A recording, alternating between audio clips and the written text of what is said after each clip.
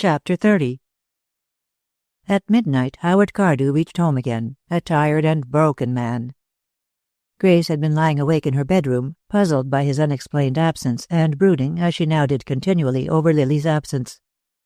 At 11:30, she heard Anthony Cardew come in and go upstairs, and for some time after that she heard him steadily pacing back and forth overhead. Sometimes Grace felt sorry for Anthony. He had made himself at such cost, and now when he was old he had everything, and yet nothing. They had never understood women, these Cardews. Howard was gentle with them where Anthony was hard, but he did not understand either. She herself, of other blood, got along by making few demands, but the Cardew women were as insistent in their demands as the men. Eleanor, Lily. She formed a sudden resolution and, getting up, dressed feverishly. She had no plan in her mind, nothing but a desperate resolution to put Lily's case before her grandfather, and to beg that she be brought home without conditions. She was frightened as she went up the stairs. Never before had she permitted things to come to an issue between herself and Anthony. But now it must be done. She knocked at the door. Anthony Cardew opened it. The room was dark, save for one lamp burning dimly on a great mahogany table, and Anthony's erect figure was little more than a blur of black and white. "I heard you walking about," she said breathlessly. "May I come in and talk to you?" "Come in," he said with a sort of grave heaviness. "Shall I light the other lamps?" "Please don't." "Will you sit down?" "No? Do you mind if I do? I am very tired. I suppose it is about Lily." "Yes. I can't stand it any longer. I can't." Sitting under the lamp, she saw that he looked very old and very weary. A tired little old man, almost a broken one. "She won't come back?" "Not under the conditions. But she must come back, Father. To let her stay on there in that house after last night." She had never called him father before. It seemed to touch him. "You're a good woman, Grace," he said still heavily. "We Cardews all marry good women, but we don't know how to treat them. Even Howard." His voice trailed off. "No, she can't stay there," he said after a pause. "But I must tell you, she refuses to give up that man." "You are a woman, Grace. You ought to know something about girls. Does she actually care for him, or is it because he offers the liberty she thinks we fail to give her? Or," he smiled faintly, "is it Cardew pig-headedness?" Grace made a little gesture of despair. "I don't know. She wanted to come home. She begged. It was dreadful." Grace hesitated. "Even that couldn't be as bad as this, Father," she said.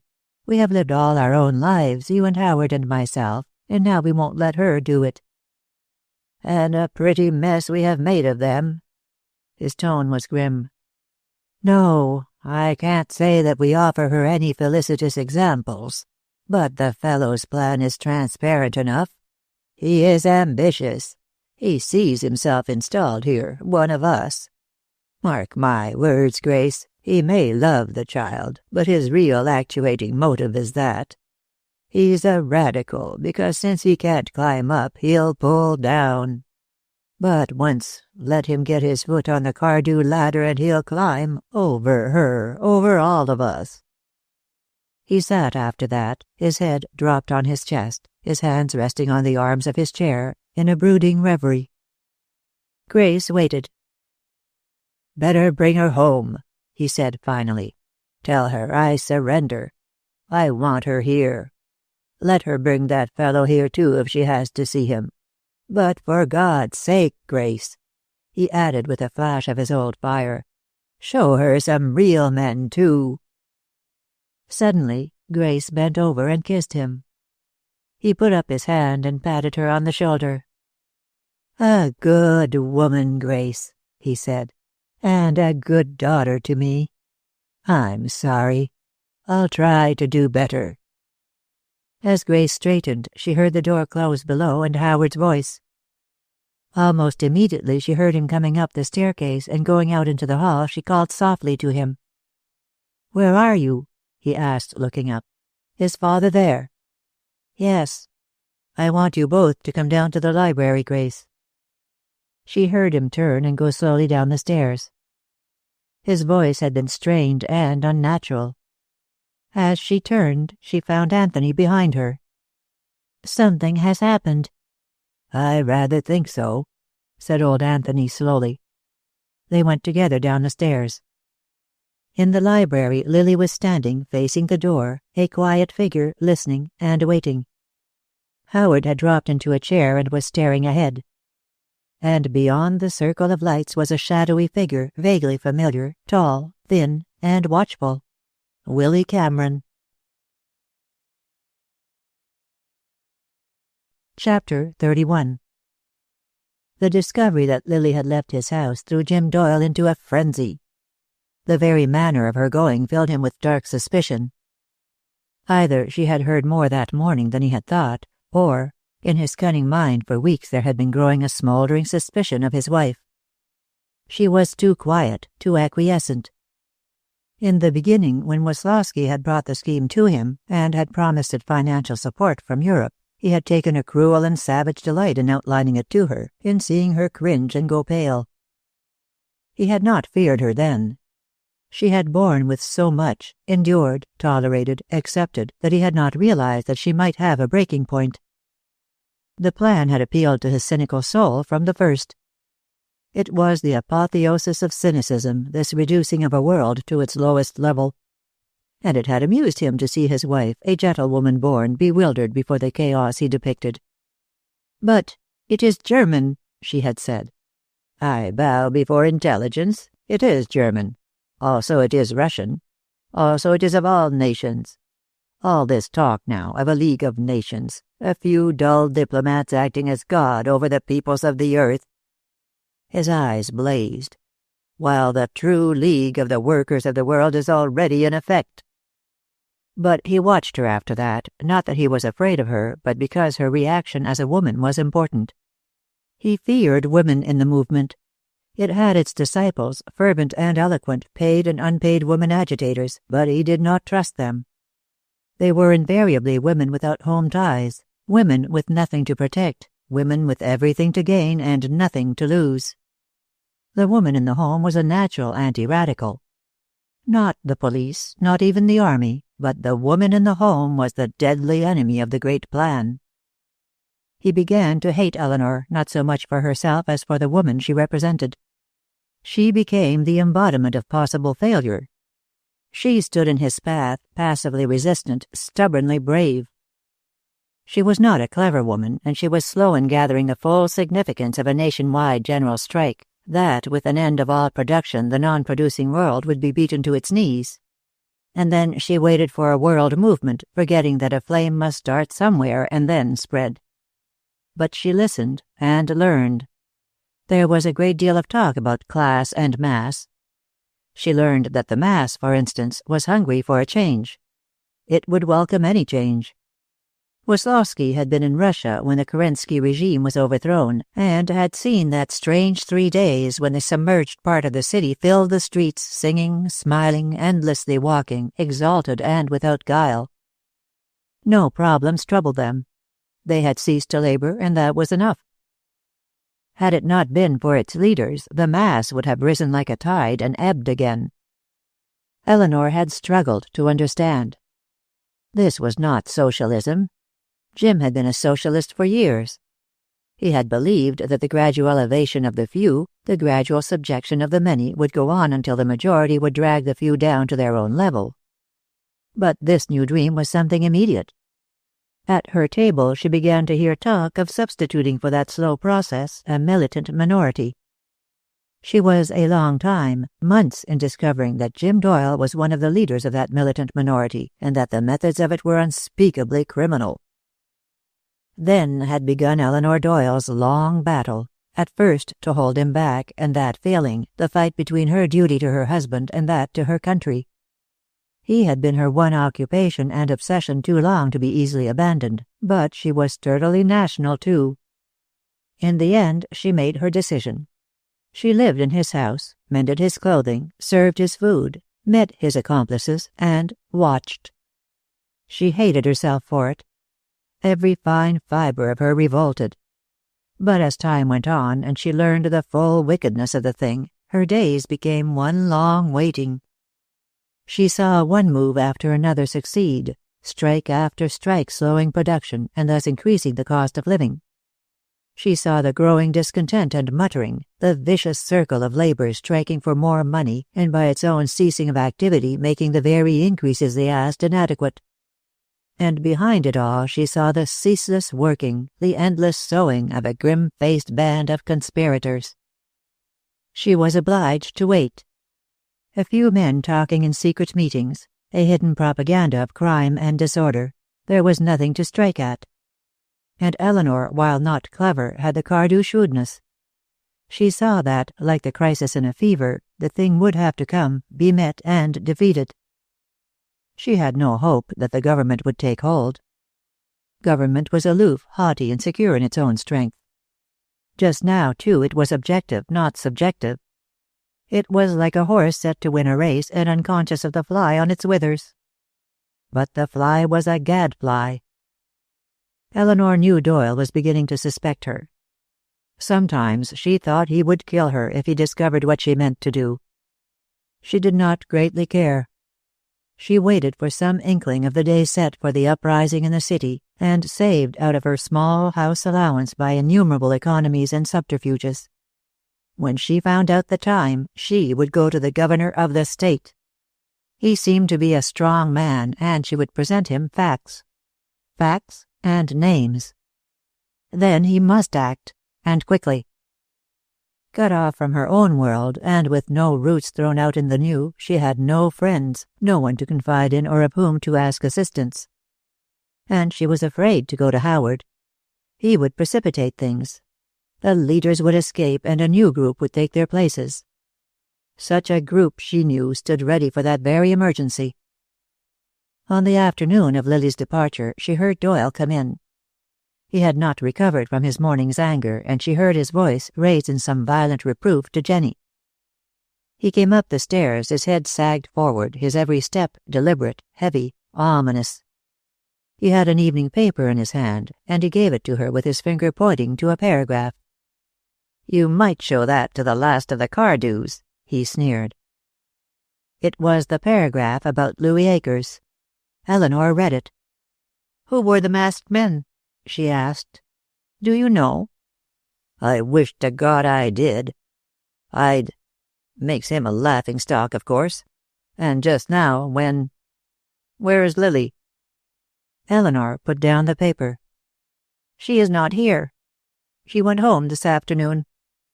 He stared at her, angrily incredulous. "Home?" "This afternoon." She passed him and went out into the hall. But he followed her and caught her by the arm as she reached the top of the staircase. "What made her go home?" "I don't know, Jim." "She didn't say?" "Don't hold me like that. No." She tried to free her arm, but he held her, his face angry and suspicious. "You are lying to me," he snarled. "She gave you a reason. What was it?" Eleanor was frightened, but she had not lost her head. She was thinking rapidly. "She had a visitor this afternoon, a young man. He must have told her something about last night. She came up and told me she was going." "You know he told her something, don't you?" "Yes." Eleanor had cowered against the wall. "Jim, don't look like that. You frighten me. I couldn't keep her here. "What did he tell her?" "He accused you." He was eyeing her coldly, calculatingly. All his suspicions of the past weeks suddenly crystallized. "And you let her go after that?" he said slowly. "You were glad to have her go. You didn't deny what she said. You let her run back home with what she had guessed and what you told her today. You—" He struck her then. The blow was as remorseless as his voice, as deliberate. She fell down the staircase headlong and lay there, not moving. The elderly maid came running from the kitchen and found him halfway down the stairs, his eyes still calculating but his body shaking. "She fell," he said, staring down. but the servant faced him, her eyes full of hate. "You devil," she said. "If she's dead, I'll see you hang for it." But Eleanor was not dead. Dr. Smalley, making rounds in a nearby hospital and answering the emergency call, found her lying on her bed, fully conscious and in great pain, while her husband bent over her in seeming agony of mind. She had broken her leg. He sent Doyle out during the setting. It was a principle of his to keep agonized husbands out of the room. Chapter 32. Life had beaten Lily Cardew. She went about the house, pathetically reminiscent of Eleanor Doyle in those days when she had sought sanctuary there. But where Eleanor had seen those days only as interludes in her stormy life, Lily was finding a strange new peace. She was very tender, very thoughtful, insistently cheerful, as though determined that her own ill fortune should not affect the rest of the household. But to Lily this peace was not an interlude, but an end. Life, for her, was over. Her bright dreams were gone, her future settled. Without so putting it even to herself, she dedicated herself to service, to small kindnesses and little thoughtful acts. She was, daily and hourly, making reparation to them all for what she had cost them, in hope. That was the thing that had gone out of life. Hope. Her loathing of Louis Akers was gone. She did not hate him. Rather, she felt toward him a sort of numbed indifference. She wished never to see him again, but the revolt that had followed her knowledge of the conditions under which he had married her was gone. She tried to understand his viewpoint, to make allowances for his lack of some fundamental creed to live by. But as the days went on, with that healthy tendency of the mind to bury pain, she found him, from a figure that bulked so large as to shut out all the horizon of her life, receding more and more. But always he would shut off certain things. Love and marriage, and of course the hope of happiness. Happiness was a thing one earned, and she had not earned it. After the scene at the St. Elmo, when he had refused to let her go, and when Willy Cameron had at last locked him in the bedroom of the suite and had taken her away, there had followed a complete silence. She had waited for some move on his part, perhaps an announcement of the marriage in the newspapers, but nothing had appeared. He had commenced a whirlwind campaign for the mayoralty and was receiving a substantial support from Labour. The months at the house on Cardew Way seemed more and more dreamlike, and that quality of remoteness was accentuated by the fact that she had not been able to talk to Eleanor. She had telephoned more than once during the week, but a new maid had answered. Mrs. Doyle was out. Mrs. Doyle was unable to come to the telephone. The girl was a foreigner, with something of Woslowski's burr in her voice. Lily had not left the house since her return. During that family conclave which had followed her arrival, a stricken thing of few words and long anxious pauses, her grandfather had suggested that. He had been curiously mild with her, her grandfather. He had made no friendly overtures, but he had neither jibed nor sneered. "It's done," he had said briefly. "The thing now is to keep her out of his clutches." He had turned to her. "I wouldn't leave the house for a few days, Lily." It was then that Willy Cameron had gone. Afterwards, she thought that he must have been waiting, patiently protective, to see how the old man received her. Her inability to reach Eleanor began to dismay her at last. There was something sinister about it, and finally Howard himself went to the Doyle house. Lily had come back on Thursday, and on the following Tuesday he made his call, timing it so that Doyle would probably be away from home. But he came back baffled. "She was not at home," he said. "I had to take the servant's word for it, but I think the girl was lying." "She may be ill. She almost never goes out." "What possible object could they have in concealing her illness?" Howard said impatiently. But he was very uneasy, and what Lily had told him since her return only increased his anxiety. The house was a hotbed of conspiracy, and for her own reasons Eleanor was remaining there. It was no place for a sister of his. But Eleanor for years had only touched the outer fringes of his life, and his days were crowded with other things. The increasing arrogance of the strikers, the utter uselessness of trying to make terms with them, his own determination to continue to fight his futile political campaign. He put her out of his mind. Then, at the end of another week, a curious thing happened. Anthony and Lily were in the library. Old Anthony without a club was old Anthony lost, and he had developed a habit, at first embarrassing to the others, of spending much of his time downstairs. He was no sinner turned saint. He still let the lash of his tongue play over the household, but his old zest in it seemed gone. He made, too, small, tentative overtures to Lily, intended to be friendly, but actually absurdly self-conscious. Grace, watching him, often felt him rather touching. It was obvious to her that he blamed himself rather than Lily for what had happened. On this occasion he had asked Lily to read to him. "And leave out the politics," he had said. "I get enough of that wherever I go." As she read, she felt him watching her, and in the middle of a paragraph he suddenly said, "What's become of Cameron?" "He must be very busy. He is supporting Mr. Hendricks, you know." "Supporting him? He's carrying him on his back," grunted Anthony. "What is it, Grayson?" "A lady, a woman, calling on Miss Cardew."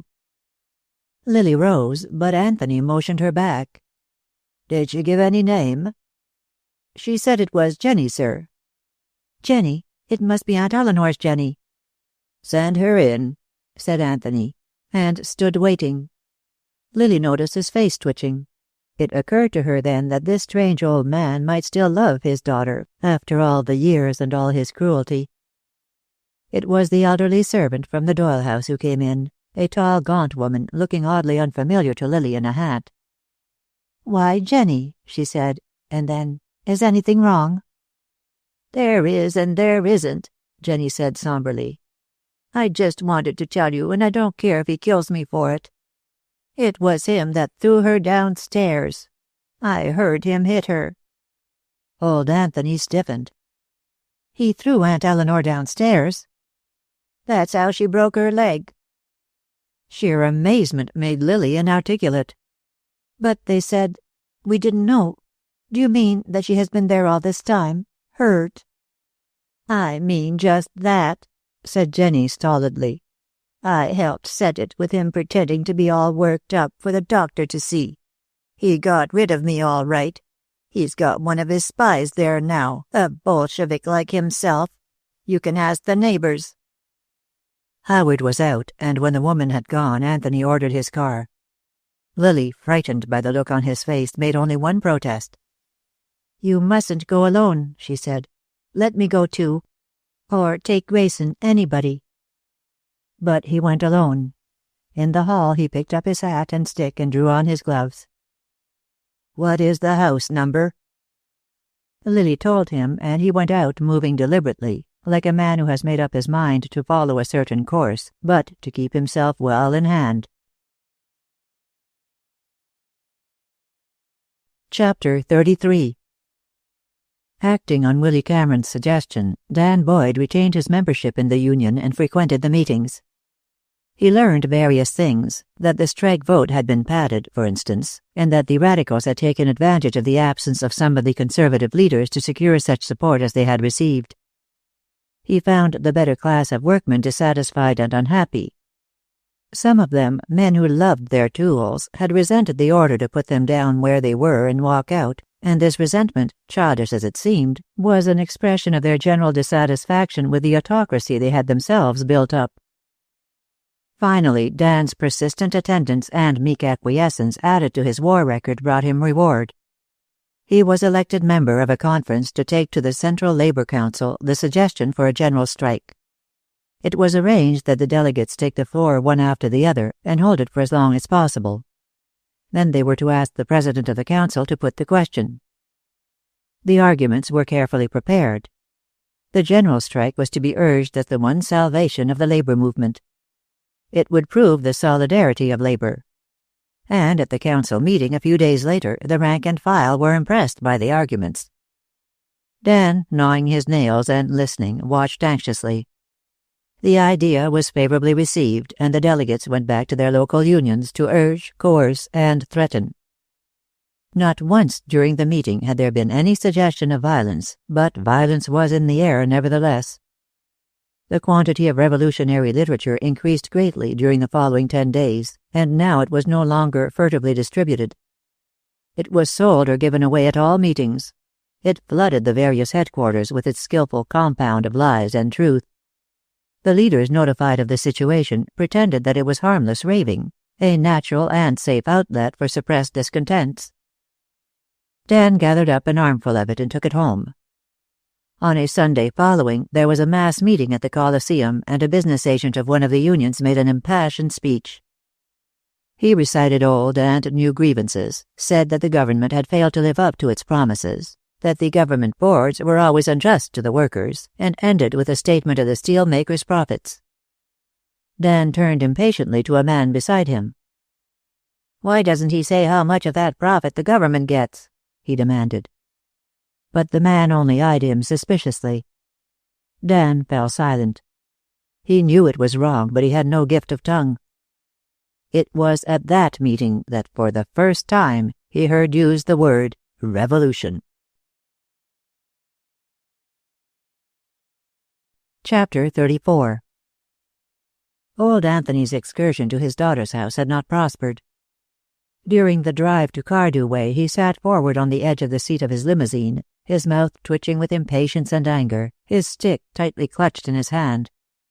Almost before the machine stopped, he was out on the pavement, scanning the house with hostile eyes. The building was dark. Paul, the chauffeur, watching curiously, for the household knew that Anthony Cardew had sworn never to darken his daughter's door, saw his erect, militant figure enter the gate and lose itself in the shadow of the house. There followed a short interval of nothing in particular, and then a tall man appeared in the rectangle of light which was the open door. Jim Doyle was astounded when he saw his visitor. Astounded and alarmed. But he recovered himself quickly and smiled. "This is something I never expected to see," he said. "Mr. Anthony Cardew on my doorstep." "I don't give a damn what you expected to see," said Mr. Anthony Cardew. "I want to see my daughter." "Your daughter? You have said for a good many years that you have no daughter." "Stand aside, sir. I didn't come here to quibble." "But I love to quibble," sneered Doyle. "However, if you insist, I might as well tell you I haven't the remotest intention of letting you in." "I'll ask you a question," said old Anthony. "Is it true that my daughter has been hurt?" "My wife is indisposed. I presume we are speaking of the same person." "You infernal scoundrel!" shouted Anthony, and raising his cane brought it down with a crack on Doyle's head. The chauffeur was halfway up the walk by that time and broke into a run.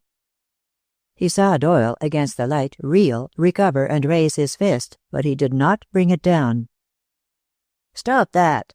yelled the chauffeur, and came on like a charging steer. When he reached the steps, old Anthony was hanging his stick over his left forearm, and Doyle was inside the door trying to close it. This was difficult, however, because Anthony had quietly put his foot over the sill. "I am going to see my daughter, Paul," said Anthony Cardew. "Can you open the door?" "Open it?"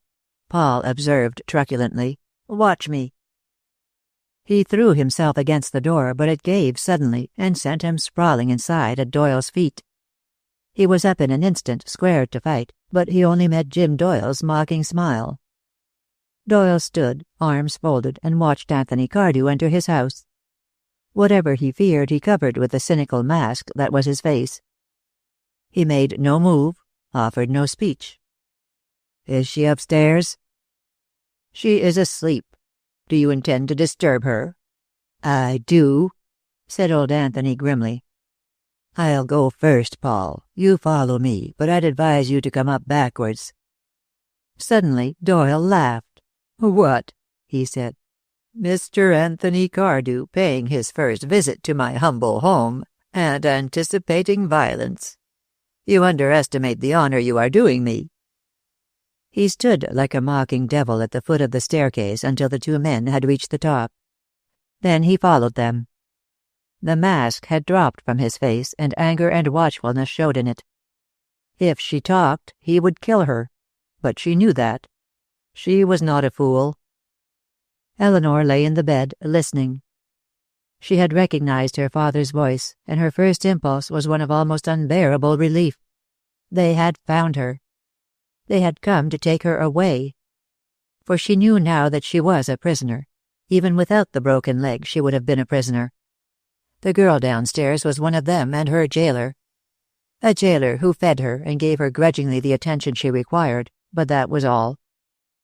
Just when Doyle had begun to suspect her, she did not know, but on the night after her injury he had taken pains to verify his suspicions.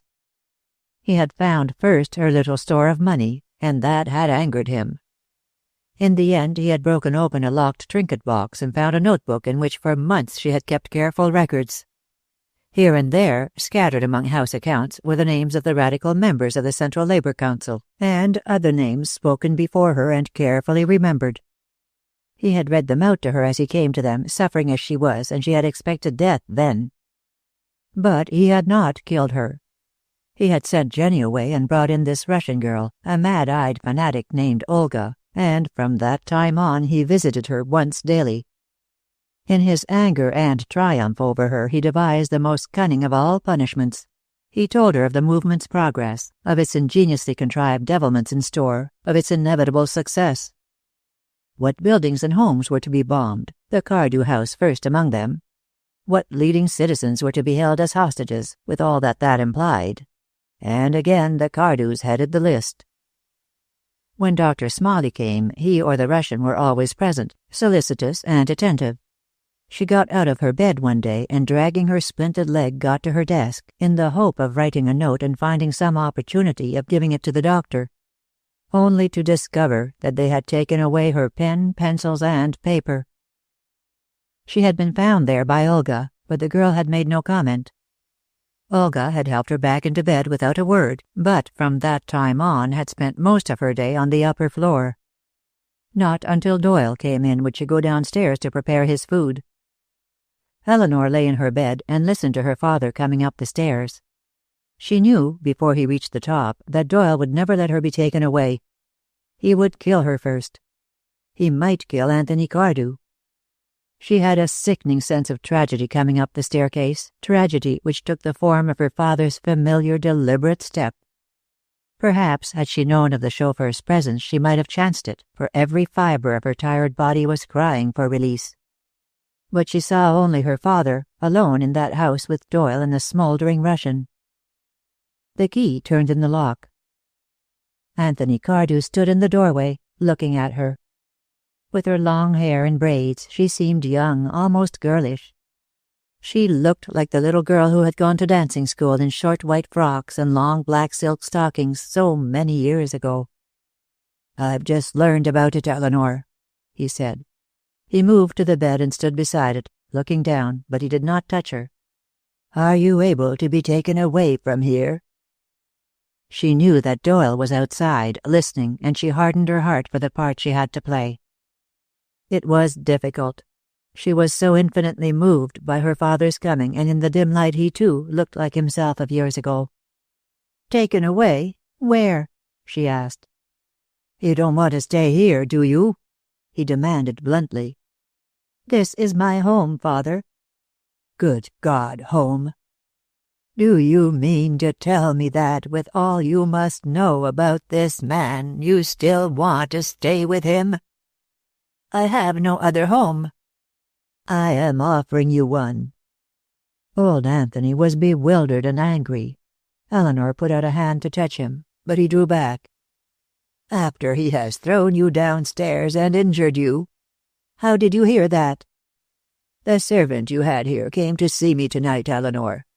She said that blackguard outside there had struck you and you fell down the stairs. If you tell me that's the truth, I'll break every bone in his body." Sheer terror for Anthony made her breathless. "But it isn't true," she said wildly. "You mustn't think that. I slipped and fell." "Then," said Anthony, speaking slowly, "you are not a prisoner here?" "A prisoner? I'd be a prisoner anywhere, Father. I can't walk." That door was locked. She was fighting valiantly for him. "I can't walk, Father. I don't require a locked door to keep me in." He was too confused and puzzled to notice the evasion. "Do you mean to say that you won't let me have you taken home? You are still going to stay with this man? You know what he is, don't you?" "I know what you think he is." She tried to smile, and he looked away from her quickly and stared around the room, seeing nothing, however. Suddenly he turned and walked to the door, but he stopped there, his hand on the knob, and his face twitching. "Once more, Eleanor," he said, "I ask you if you will let me take you back with me. This is the last time. I have come, after a good many years of bad feeling, to make my peace with you and to offer you a home. Will you come?" "No." Her courage almost failed her. She lay back, her eyes closed and her face colorless. The word itself was little more than a whisper. Her father opened the door and went out. She heard him going down the stairs, heard other footsteps that followed him, and listened in an agony of fear that Doyle would drop him in the hall below. But nothing happened. The outside door closed, and after a moment she opened her eyes. Doyle was standing by the bed. "So," he said, "you intend to give me the pleasure of your society for some time, do you?" She said nothing. She was past any physical fear for herself. "You liar," he said softly. "Do you think I don't understand why you want to remain here? You are cleverer than I thought you were, but you are not as clever as I am. You'd have done better to have let him take you away." "You would have killed him first." "Perhaps I would." He lighted a cigarette. "But it is a pleasant thought to play with, and I shall miss it when the thing is fait accompli. I see Olga has left you without ice water. Shall I bring you some?" He was still smiling faintly when he brought up the pitcher some time later and placed it on the stand beside the bed. Chapter 35. In the Boyd house things went on much as before, but with a new heaviness. Ellen, watching keenly, knew why the little house was so cheerless and somber. It had been Willy Cameron who had brought to it its gayer moments. Willy determinedly cheerful, slamming doors and whistling. Willy racing up the stairs with something hot for Mrs. Boyd's tray. Willy at the table, making them forget the frugality of the meals with campaign anecdotes. Willy lamenting the lack of a chance to fish, and subsequently eliciting a rare smile from Edith by being discovered angling in the kitchen sink with a piece of twine on the end of his umbrella. Rather forced, some of it, but eminently good for all of them. And then suddenly it ceased. He made an effort, but there was no spontaneity in him. He came in quietly, never whistled, and ate very little. He began to look almost gaunt, too, and Edith, watching him with jealous, loving eyes, gave voice at last to the thought that was in her mind. "I wish you'd go away," she said, "and let us fight this thing out ourselves. Dan would have to get something to do then, for one thing." "But I don't want to go away, Edith." "Then you're a fool," she observed bitterly. "You can't help me any, and there's no use hanging Mother around your neck."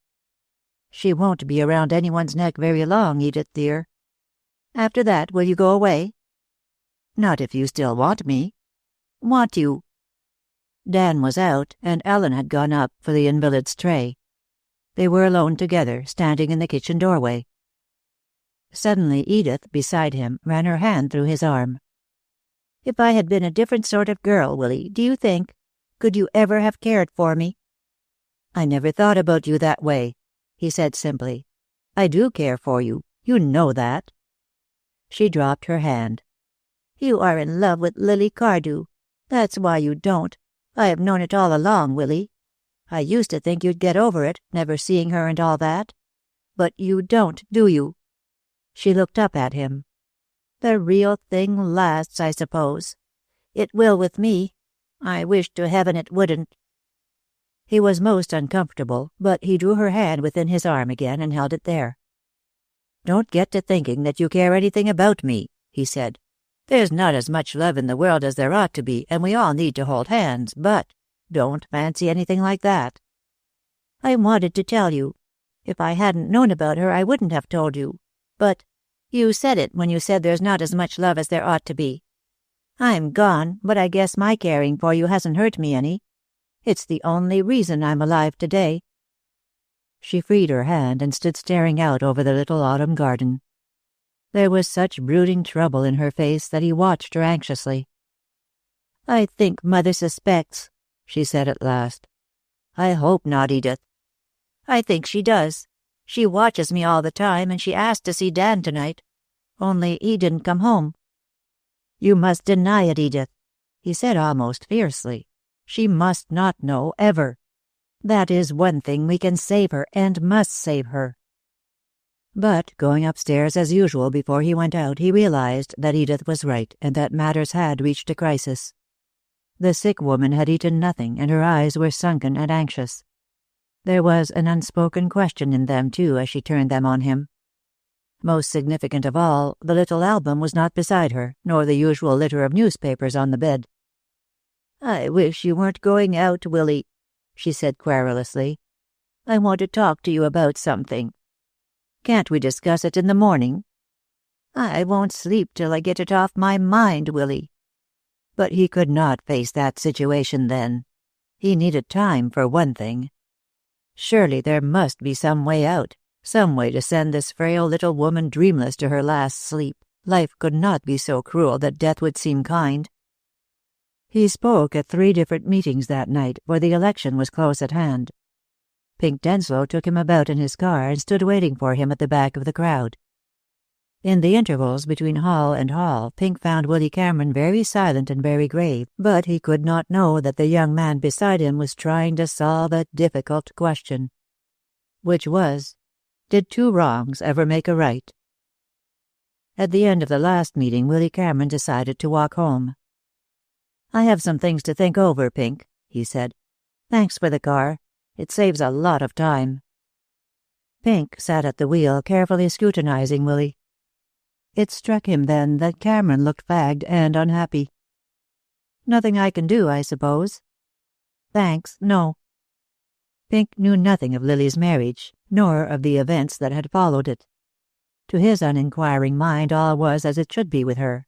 She was at home again, although strangely quiet and very sweet, and her small world was at peace with her. It was all right with her, he considered, although all wrong with him. Except that she was strangely subdued, which rather worried him. It was not possible, for instance, to rouse her to one of their old red-hot discussions on religion or marriage or love. "I saw Lily Cardew this afternoon, Cameron." "Is she all right?" asked Willy Cameron in a carefully casual tone. "I don't know." Pink's honest voice showed perplexity. "She looks all right, and the family's eating out of her hand. But she's changed somehow. She asked for you." "Thanks. Well, good night, old man."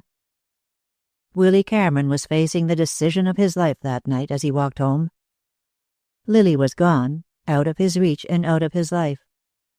But then she had never been within either. She was only something wonderful and far away, like a star to which men looked and sometimes prayed. Some day she would be free again, and then in time she would marry. Someone like Pink, her own sort, and find happiness.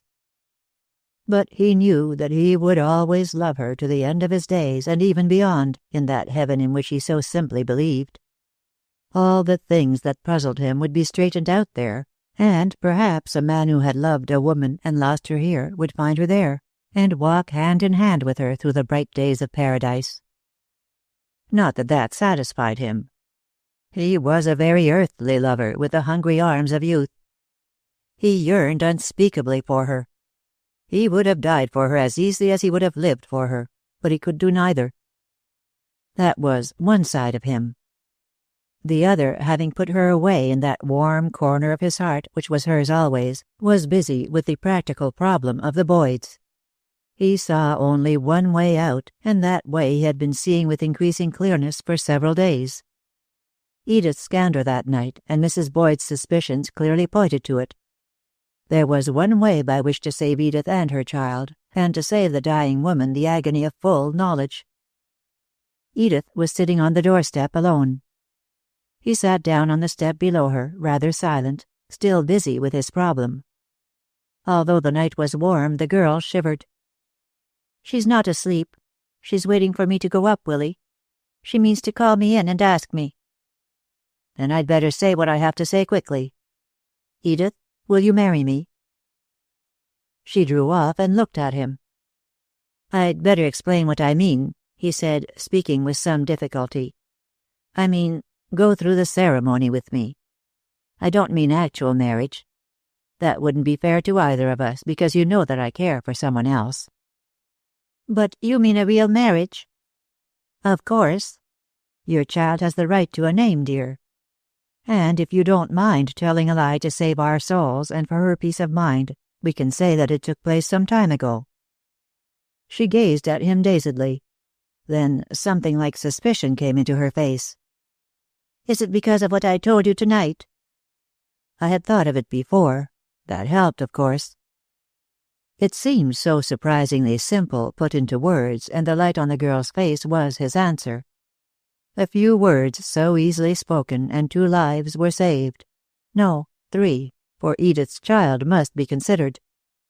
"You are like God," said Edith in a low voice. "Like God," and fell to soft weeping. She was unutterably happy and relieved. She sat there, not daring to touch him, and looked out into the quiet street. Before her she saw all the things that she had thought were gone. Honor, a place in the world again, the right to look into her mother's eyes. She saw marriage and happy, golden days.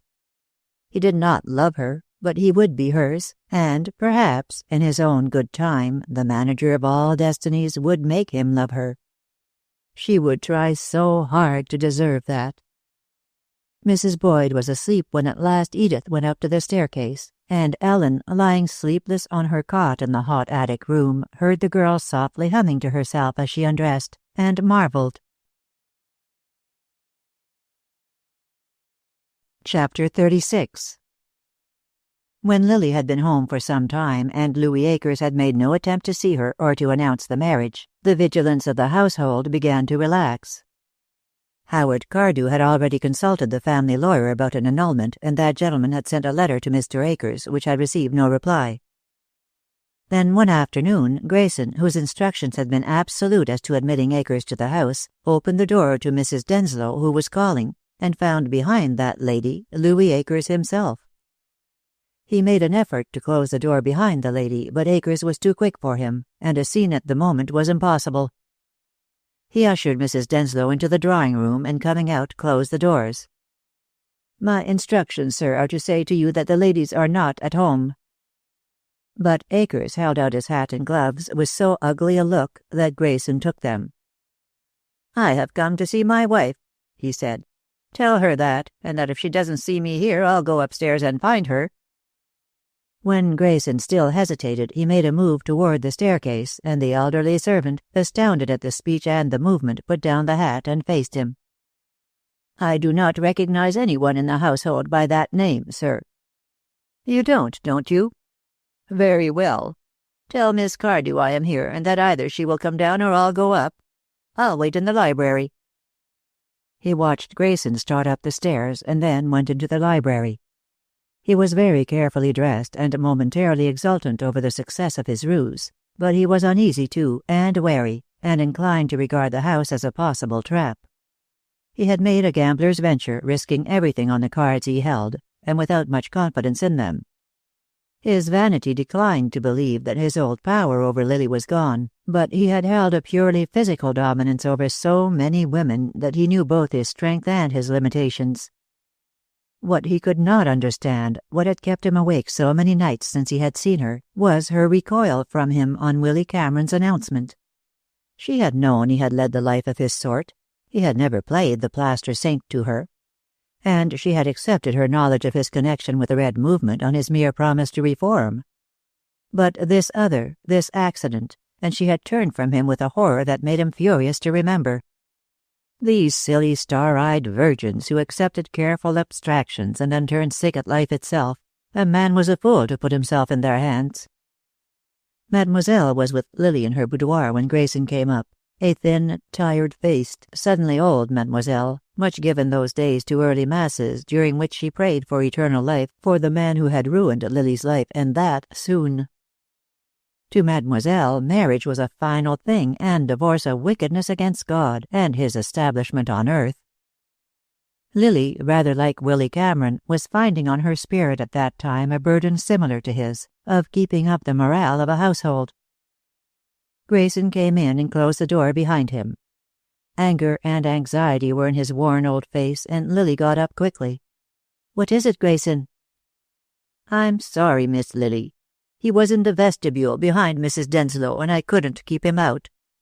I think he had waited for someone to call, knowing I couldn't make a scene." Mademoiselle turned to Lily. "You must not see him," she said in a rapid French. "Remain here, and I shall telephone for your father. Lock your door. He may come up.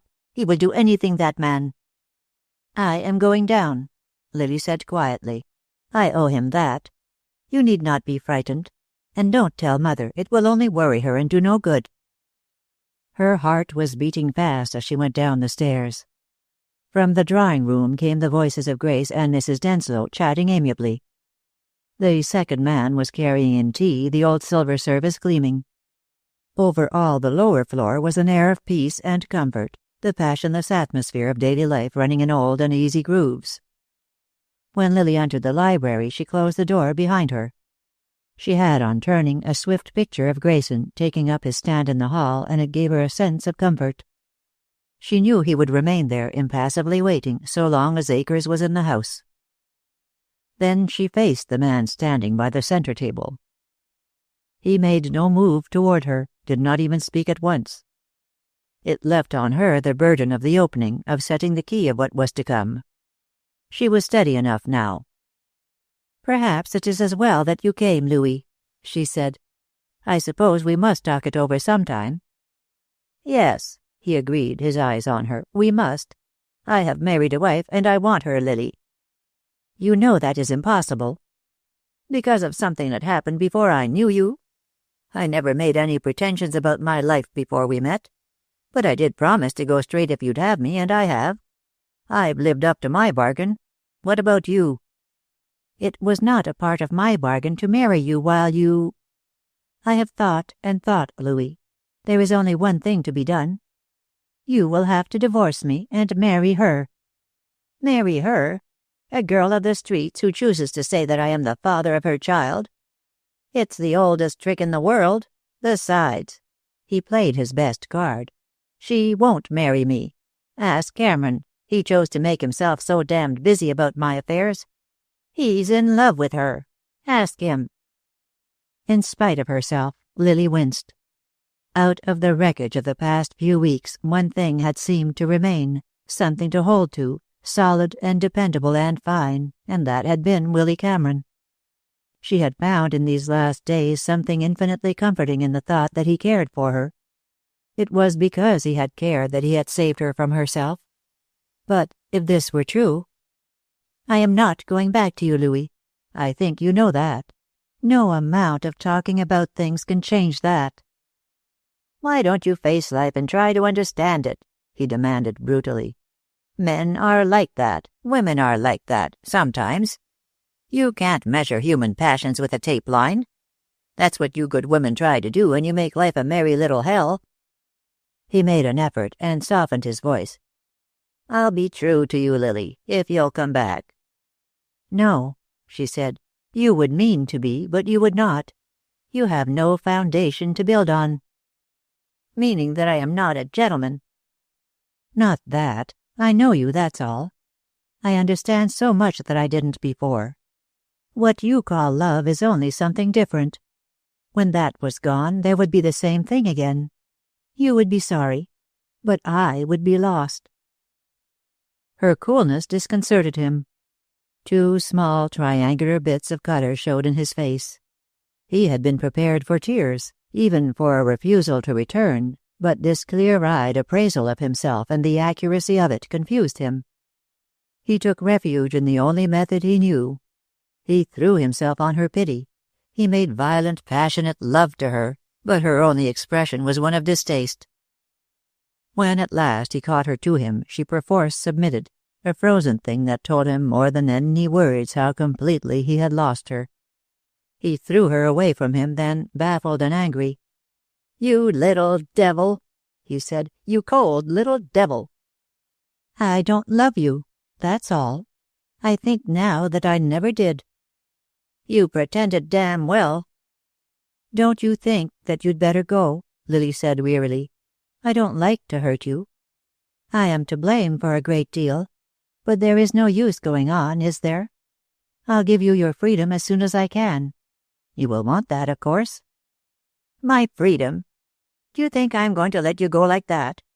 I'll fight you and your family in every court in the country before I give you up. You can't bring Edith Boyd up against me, either. If she does that, I'll bring up other witnesses, other men, and she knows it." Lily was very pale, but still calm. She made a movement toward the bell, but he caught her hand before she could ring it. "I'll get your Willy Cameron, too," he said, his face distorted with anger. "I'll get him good. You've done a bad thing for your friends and your family today, Lily. I'll go to the limit on getting back at them. I've got the power, and by God, I'll use it." He flung out into the hall and toward the door. There he encountered Grayson, who reminded him of his hat and gloves, or he would have gone without them. Grayson, going into the library a moment later, found Lily standing there, staring ahead and trembling violently. He brought her a cup of tea and stood by, his old face working, while she drank it. Chapter 37. The strike had apparently settled down to the ordinary run of strikes. The newspaper men from New York were gradually recalled as the mill towns became orderly and no further acts of violence took place. Here and there, mills that had gone down fired their furnaces again and went back to work, many with depleted shifts, however. But the strikers had lost, and knew it. Howard Cardew, facing the situation with his customary honesty, saw in the gradual return of the men to work only the urgency of providing for their families, and realized that it was not peace that was coming, but an armed neutrality. The Cardew mills were still down, but by winter he was confident they would be open again. To what purpose? To more wrangling and bickering, more strikes? Where was the middle ground? He was willing to give the men a percentage of the profits they made. He did not want great wealth, only an honest return for his invested capital. But he wanted to manage his own business. It was his risk. The coal miners were going out. The Cardews owned coal mines. The miners wanted to work a minimum day for a maximum wage, but the country must have coal. Shorter hours meant more men for the mines, and they would have to be imported. But labor resented the importation of foreign workers. Again, what was the answer? Still, he was grateful for peace. The strike dragged on with only occasional acts of violence. From the hill above Baxter, a sniper daily fired with a long-range rifle at the toluol tank in the center of one of the mills, and had so far escaped capture as the tank had escaped damage. But he knew well enough a long strike was playing into the hands of the Reds. It was impossible to sow the seeds of revolution so long as a man's dinner pail was full, his rent paid, and his family contented. But a long strike, with bank accounts becoming exhausted and credit curtailed, would pave the way for revolution. Old Anthony had had a drastic remedy for strikes. "Let all the storekeepers the country over refuse credit to the strikers, and we'd have an end to this mess," he said. "We'd have an end to the storekeepers, too," Howard had replied grimly. One good thing had come out of the bomb outrages. They had had a salutary effect on the honest labor element. These had no sympathy with such methods, and said so. But a certain element, both native and foreign-born, secretly gloated and waited. One thing surprised and irritated Howard. Public sentiment was not so much with the strikers as against the mill owners. The strike worked a hardship to the stores and small businesses dependent on the great mills. They forgot the years when the Cardews had brought them prosperity, had indeed made them possible, and they felt now only bitter resentment at the loss of trade. In his anger, Howard saw them as parasites, fattening on the conceptions and strength of those who had made the city. They were men who built nothing, originated nothing. Men who hated the ladder by which they had climbed, who cared little how shaky its foundation, so long as it stood. In September, lured by a false security, the governor ordered the demobilization of the state troops, save for 2 companies. The men at the Baxter and Friendship plants, owned by the Cardews, had voted to remain out, but their leaders appeared to have them well in hand, and no trouble was anticipated. The agents of the Department of Justice, however, were still suspicious. The foreigners had plenty of money. Given as they were to hoarding their savings in their homes, the local banks were unable to say if they were drawing on their reserves or were being financed from the outside. Shortly before, the mayoralty election trouble broke out in the western end of the state and in the north in the steel towns. There were ugly riotings, bombs were sent through the mails, the old tactics of night shootings and destruction of property began. In the threatening chaos, Baxter and Friendship, and the city nearby, stood out by contrast for their very orderliness. The state constabulary remained in diminished numbers, a still magnificent body of men, but far too few for any real emergency, and the federal agents, suspicious but puzzled, were removed to more turbulent fields. The men constituting the Vigilance Committee began to feel a sense of futility, almost of absurdity. They had armed and enrolled themselves. Against what? The growth of the organization slowed down, but it already numbered thousands of members. Only its leaders retained their faith in its ultimate necessity, and they owed perhaps more than they realized to Willy Cameron's own conviction. It was owing to him that the city was divided into a series of zones, so that notification of an emergency could be made rapidly by telephone and messenger. Owing to him, too, was a new central office, with someone on duty day and night. Rather ironically, the new quarters were the dismantled rooms of the Myers House Cleaning Company.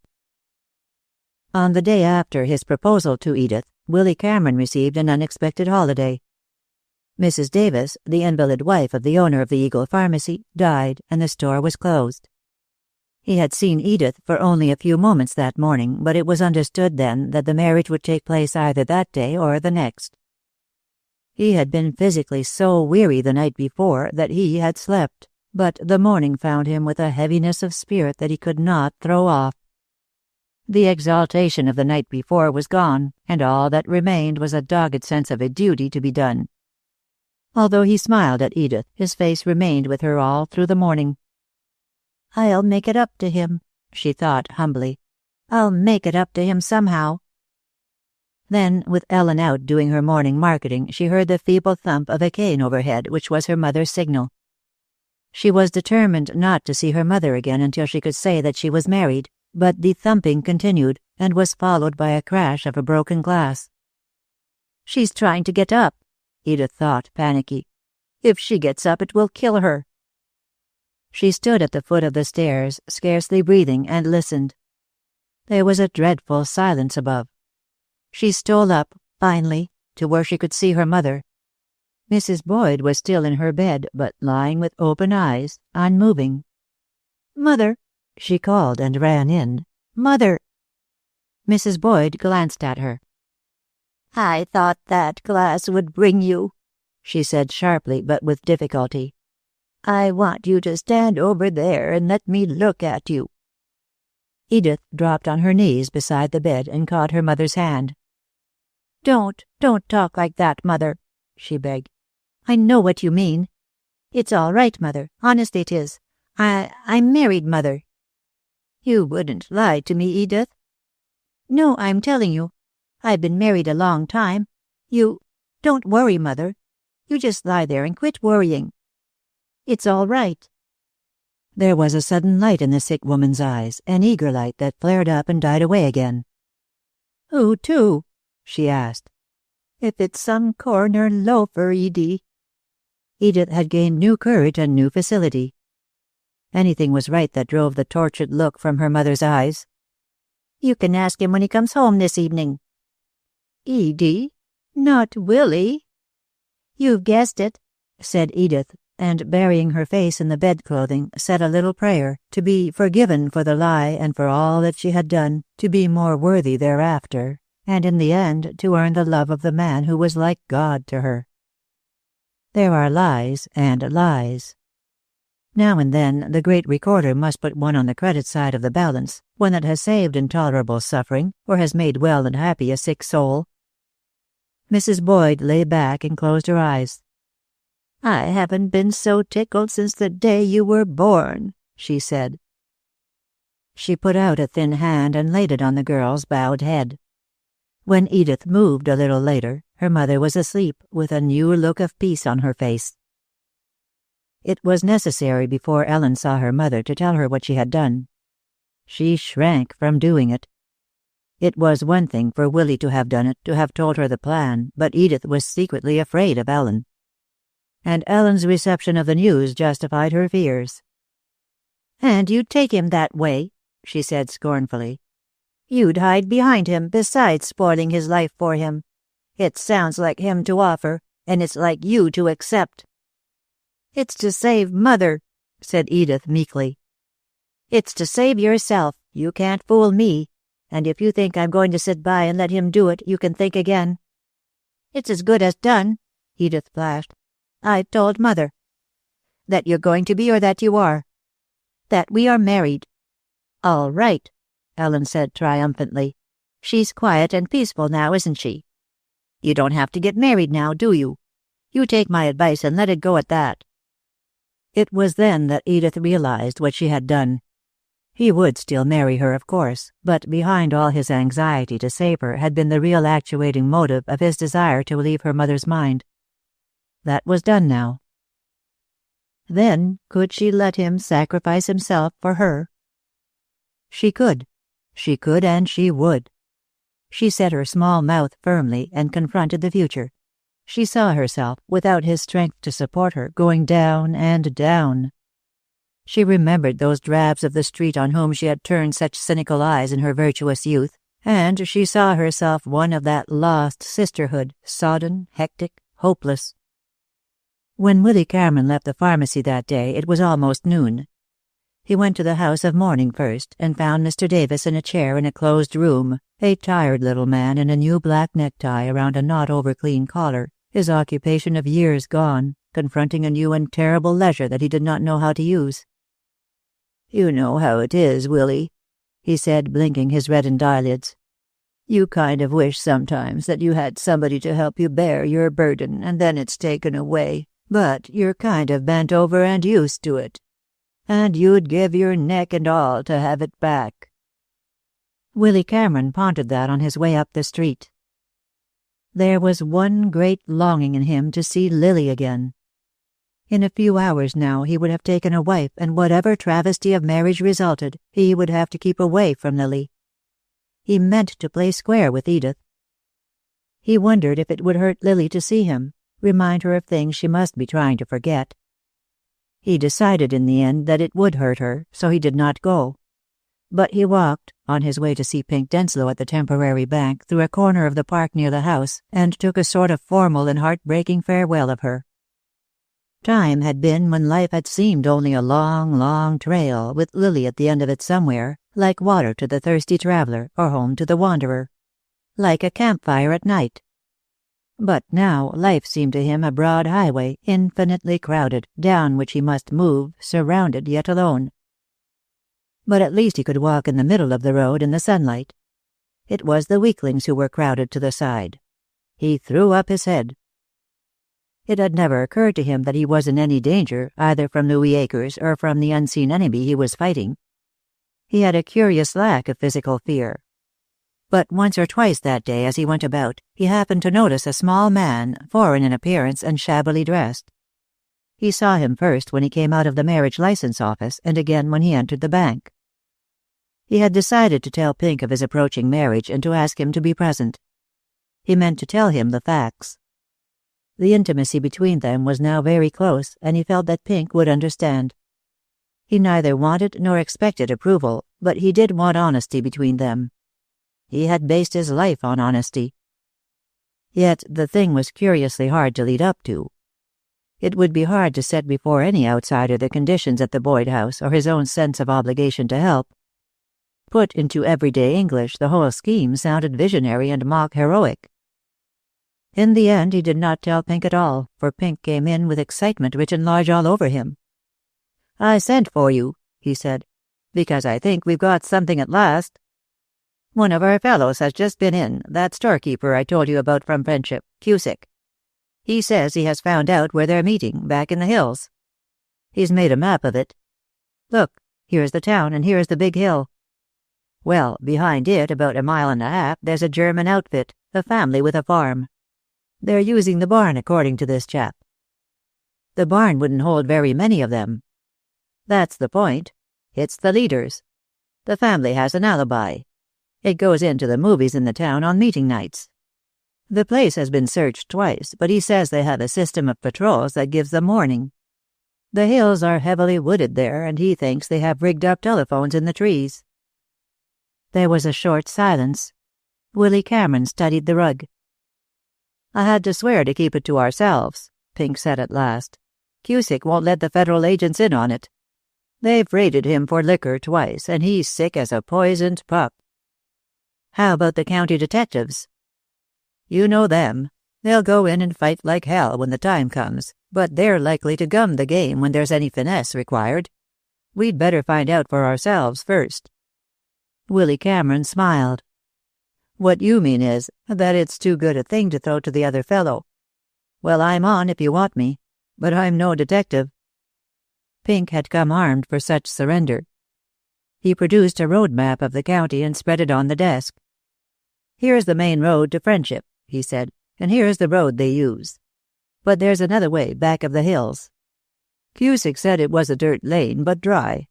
It's about 40 miles by it to a point a mile or so behind the farm. He says he doesn't think they use that road. It's too far around." "All right," said Willy Cameron. "We use that road and get to the farm, and what then? Surrender?" "Not on your life. We hide in the barn, that's all." "That's enough. They'll search the place automatically. You're talking suicide, you know." But his mind was working rapidly. He was a country boy, and he knew barns. There would be other outbuildings, too, probably a number of them. The Germans always had plenty of them. And the information was too detailed to put aside lightly. "When does he think they will meet again?" "That's the point," Pink said eagerly. "The family has been all over the town this morning. It is going on a picnic, and he says those picnics of theirs last half the night. What he got from the noise they were making was that they were raising dust again, and something's on for tonight. They'll leave somebody there. Their stock has to be looked after.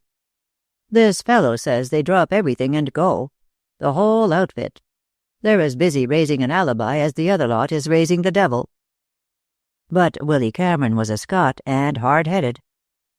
"It looks too simple, Pink," he said reflectively. He sat for some time, filling and lighting his pipe and considering as he did so. He was older than Pink. Not much, but he felt extremely mature and very responsible.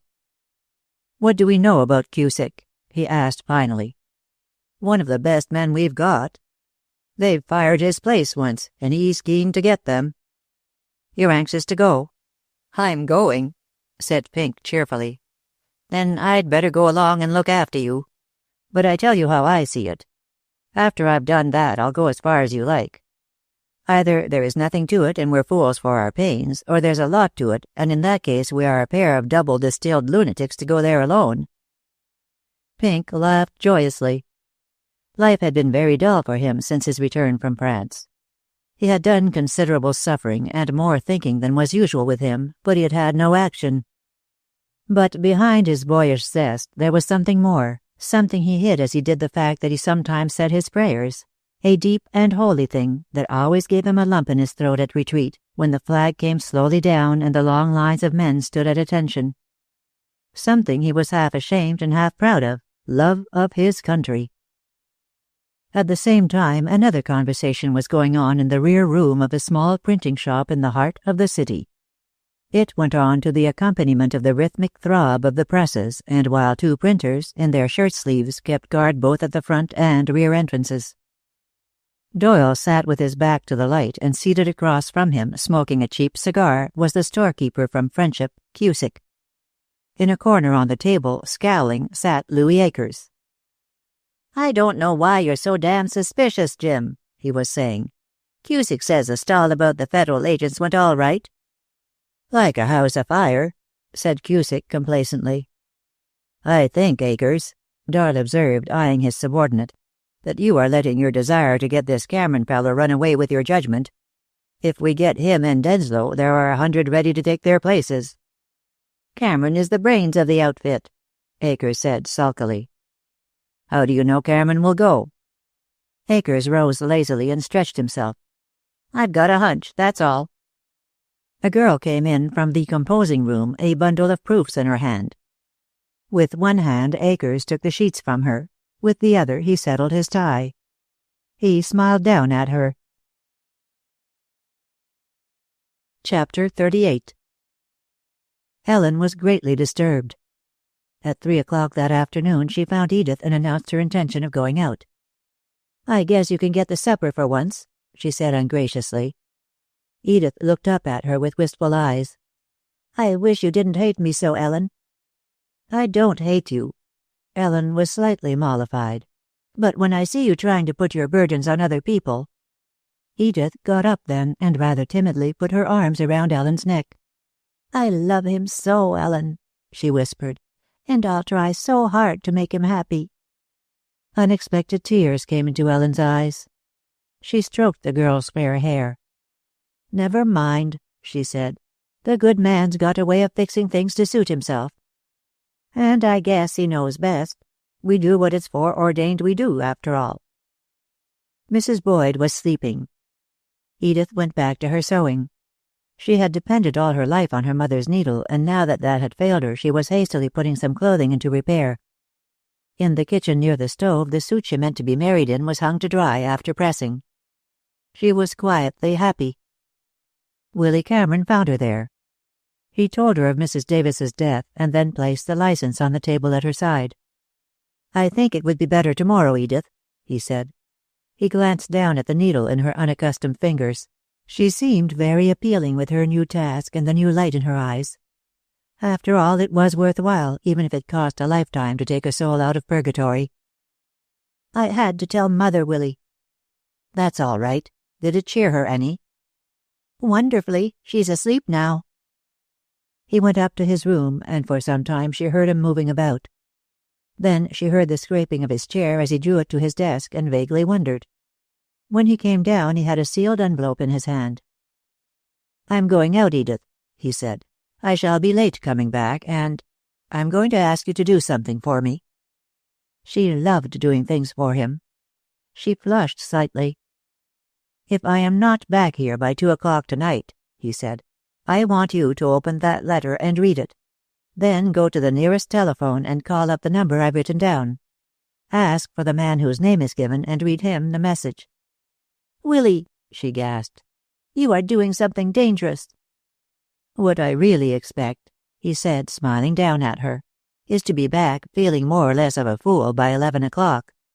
I'm providing against an emergency that will almost surely never happen, and I'm depending on the most trustworthy person I know." Very soon after, he went away. She sat for some time after he had gone, fingering the blank white envelope and wondering, a little frightened but very proud of his trust. Dan came in and went up the stairs. That reminded her of the dinner, and she sat down in the kitchen with a pan of potatoes on her knee. As she pared them, she sang. She was still singing when Ellen came back. Something had happened to Ellen. She stood in the kitchen, her hat still on, drawing her cotton gloves through her fingers and staring at Edith without seeing her. "You're not sick, are you, Ellen?" Ellen put down her gloves and slowly took off her hat, still with the absorbed eyes of a sleepwalker. "I'm not sick," she said at last. "I've had bad news." "Sit down and I'll make you a cup of tea. Then maybe you'll feel like talking about it." "I don't want any tea. Do you know that man Akers has married Lily Cardew?" "Married her?" "The devil out of hell that he is." Ellen's voice was terrible. "And all the time knowing that you—" She's at home, the poor child, and Mademoiselle just sat and cried when she told me. It's a secret," she added fiercely. "You keep your mouth shut about it. She never lived with him. She left him right off. I wouldn't know it now, but the servants were talking about the house being forbidden to him, and I went straight to Mademoiselle. I said, 'You keep him away from Miss Lily because I know something about him.' It was when I told her that she said they were married." She went out and up the stairs, moving slowly and heavily. Edith sat still, the pan on her knee, and thought. Did Willy know? Was that why he was willing to marry her? She was swept with bitter jealousy, and added to that came suspicion. Something very near the truth flashed into her mind and stayed there. In her bitterness, she saw Willy telling Lily of Akers and herself, and taking her away or having her taken. It must have been something like that, or why had she left him? But her anger slowly subsided.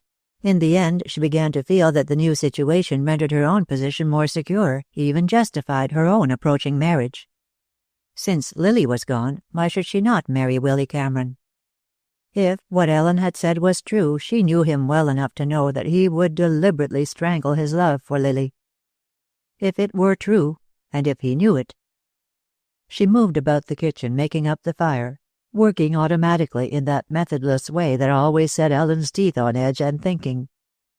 But subconsciously she was listening too. She had heard Dan go into his mother's room and close the door. She was bracing herself against his coming down. Dan was difficult those days, irritable and exacting. Moody, too, and much away from home. He hated idleness at its best, and the strike was idleness at its worst. Behind the movement toward the general strike, too, he felt there was some hidden and sinister influence at work, an influence that was determined to turn what had commenced as a labor movement into a class uprising. That very afternoon, for the first time, he had heard whispered the phrase, "When the town goes dark." There was a diabolical suggestion in it that sent him home with his fist clenched. He did not go to his mother's room at once. Instead, he drew a chair to his window and sat there staring out on the little street. When the town went dark, what about all the little streets like this one? After an hour or so of ominous quiet, Edith heard him go into his mother's room. Her hands trembled as she closed her door. She heard him come down at last, and suddenly remembering the license, hid it in a drawer. She knew that he would destroy it if he saw it, and Dan's face justified the move. He came in and stood glowering at her, his hands in his pockets. "What made you tell that lie to Mother?" he demanded. "She was worried, Dan, and it will be true tomorrow. Dan, you didn't tell her it was a lie, did you?" "I should have, but I didn't. What do you mean it will be true tomorrow?" "We are going to be married tomorrow." "I'll lock you up first," he said angrily. "I've been expecting something like that. I've watched you, and I've seen you watching him. You'll not do it, do you hear? Do you think I'd let you get away with that? Isn't it enough that he's got to support us without your coaxing him to marry you?" She made no reply, but went on with a perfunctory laying of the table. Her mouth had gone very dry. "The poor fish," Dan snarled. "I thought he had some sense. Letting himself in for a nice life, isn't he? We're not his kind, and you know it. He knows more in a minute than you'll know all your days. In about 3 months he'll hate the very sight of you, and then where'll you be?" When she made no reply, he called to the dog and went out into the yard. She saw him there, brooding and sullen, and she knew that he had not finished. He would say no more to her, but he would wait and have it out with Willy himself. Supper was silent. No one ate much, and Ellen, coming down with the tray, reported Mrs. Boyd as very tired and wanting to settle down early. "She looks bad to me," she said to Edith. "I think the doctor ought to see her." "I'll go and send him." Edith was glad to get out of the house. She had avoided the streets lately, but as it was the supper hour, the pavements were empty. Only Joe Wilkinson, bareheaded, stood in the next doorway and smiled and flushed slightly when he saw her. "How's your mother?" he asked. "She's not so well. I'm going to get the doctor." "Do you mind if I get my hat and walk there with you?" I'm going somewhere else from there, Joe. Well, I'll walk a block or two anyhow. She waited impatiently. She liked Joe, but she did not want him then. She wanted to think and plan alone and in the open air, away from the little house with its odors and its querulous thumping cane upstairs, away from Ellen's grim face and Dan's angry one. He came out almost immediately, followed by a string of little Wilkinsons clamoring to go along. "Do you mind?" he asked her. "They can trail along behind. The poor kids don't get out much." "Bring them along, of course," she said, somewhat resignedly.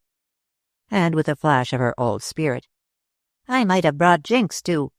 Then we'd have had a real procession." They moved down the street with 5 little Wilkinsons trailing along behind, and Edith was uncomfortably aware that Joe's eyes were upon her. "You don't look well," he said at last. "You're wearing yourself out taking care of your mother, Edith." "I don't do much for her." "You'd say that, of course. You're very unselfish." "Am I?" She laughed a little, but the words touched her. "Don't think I'm better than I am, Joe." "You're the most wonderful girl in the world. I guess you know how I feel about that." "Don't, Joe." But at that very moment a very little Wilkinson fell headlong and burst into loud, despairing wails. Joe set her on her feet, brushed her down with a fatherly hand, and on her refusal to walk further picked her up and carried her. The obvious impossibility of going on with what he had been saying made him smile sheepishly. "Can you beat it?" he said helplessly. "These darn kids." But he held the child close. At the next corner he turned toward home. Edith stopped and watched his valiant young back, his small train of followers. He was going to be very sad when he knew, poor Joe, with his vicarious fatherhood, his cluttered, noisy, anxious life. Life was queer and cruel. From the doctor's office, the waiting room lined with patient figures, she went on. She had a very definite plan in mind, but it took all her courage to carry it through. Outside the Benedict apartments, she hesitated, but she went in finally, upheld by sheer determination. The chair at the telephone desk was empty, but Sam remembered her. "He's out, miss," he said. "He's out most all the time now, with the election coming on." "What time does he usually get in?" "Sometimes early, sometimes late," said Sam, watching her. Everything pertaining to Louis Akers was of supreme interest those days to the Benedict employees. The beating he had received, the coming election, the mysterious young woman who had come but once, and the black days that had followed his return from the St. Elmo, out of such patchwork they were building a small drama of their own. Sam was trying to fit in Edith's visit with the rest. The Benedict was neither more moral nor less than its kind. An unwritten law kept respectable women away, but the management showed no inclination to interfere where there was no noise or disorder. Employees were supposed to see that no feminine visitors remained after midnight. That was all. "You might go up and wait for him," Sam suggested. "That is, if it's important." "It's very important." He threw open the gate of the elevator hospitably. At 10:30 that night, Louis Akers went back to his rooms. The telephone girl watched him sharply as he entered. "There's a lady waiting for you, Mr. Akers." He swung toward her eagerly. "A lady? Did she give any name?" "No, Sam let her in and took her up. He said he thought you wouldn't mind. She'd been here before." The thought of Edith never entered Akers' head. It was Lily miraculously come back to him. Lily, his wife. Going up in the elevator, he hastily formulated a plan of action. He would not be too ready to forgive. She had cost him too much. But in the end he would take her in his arms and hold her close. Lily. It was the bitterness of his disappointment that made him brutal. Wicked and unscrupulous as he was with men, with women he was as gentle as he was cruel. He put them from him relentlessly and kissed them goodbye. It was his boast that any one of them would come back to him if he wanted her. Edith, listening for his step, was startled at the change in his face when he saw her. "You," he said thickly, "what are you doing here?" "I've been waiting all evening. I want to ask you something." He flung his hat into a chair and faced her. "Well? Is it true that you are married to Lily Cardew? If I am, what are you going to do about it?" His eyes were wary, but his color was coming back. He was breathing more easily. "I only heard it today. I must know, Lou. It's awfully important." "What did you hear?" He was watching her closely. "I heard you were married and that she had left you." It seemed to him incredible that she had come here to taunt him, she who was responsible for the shipwreck of his marriage. That she should come there and face him and not expect him to kill her where she stood. He pulled himself together. "It is true enough," he swore under his breath. "She didn't leave me, she was taken away. And I'll get her back if I— You little fool, I ought to kill you. If you wanted a cheap revenge, you've got it." "I don't want revenge, Lou." He caught her by the arm. "Then what brought you here?" "I wanted to be sure Lily Cardew was married." "Well, she is. What about it?" "That's all." "That's not all. What about it?" She looked up at him gravely. "Because if she is, I'm going to marry Mr. Cameron tomorrow." At the sight of his astounded face, she went on hastily. "He knows, Lou, and he offered anyhow." "And what," he said slowly, "has my wife to do with that?" "I wanted to be fair to him. And I think he used to be terribly in love with her." Quite apart from his increasing fear of Willy Cameron and his committee, there had been in Acres for some time a latent jealousy of him. In a flash he saw the room at the St. Elmo and a cold-eyed man inside the doorway. The humiliation of that scene had never left him, of his own maudlin inadequacy, of hearing from beyond a closed and locked door the closing of another door behind Lily and the man who had taken her away from him. A mad anger and jealousy made him suddenly reckless. "So," he said, "he is terribly in love with my wife and he intends to marry you. That's interesting. Because, my sweet child, he's got a damn poor chance of marrying you or anybody." "Lou." "Listen," he said deliberately. "Men who stick their heads into the lion's jaws are apt to lose them. Our young friend Cameron has done that. I'll change the figure. When a man tries to stop a great machine by putting his impudent fingers into the cog-wheels, the man's a fool. He may lose his hand, or he may lose his life." Fortunately for Edith, he moved on that speech to the side table and mixed himself a highball. It gave her a moment to summon her scattered wits to decide on a plan of action. Her early training on the streets, her recent months of deceit, helped her now. If he had expected any outburst from her, it did not come. "If you mean that he is in danger, I don't believe it." "All right, old girl, I've told you."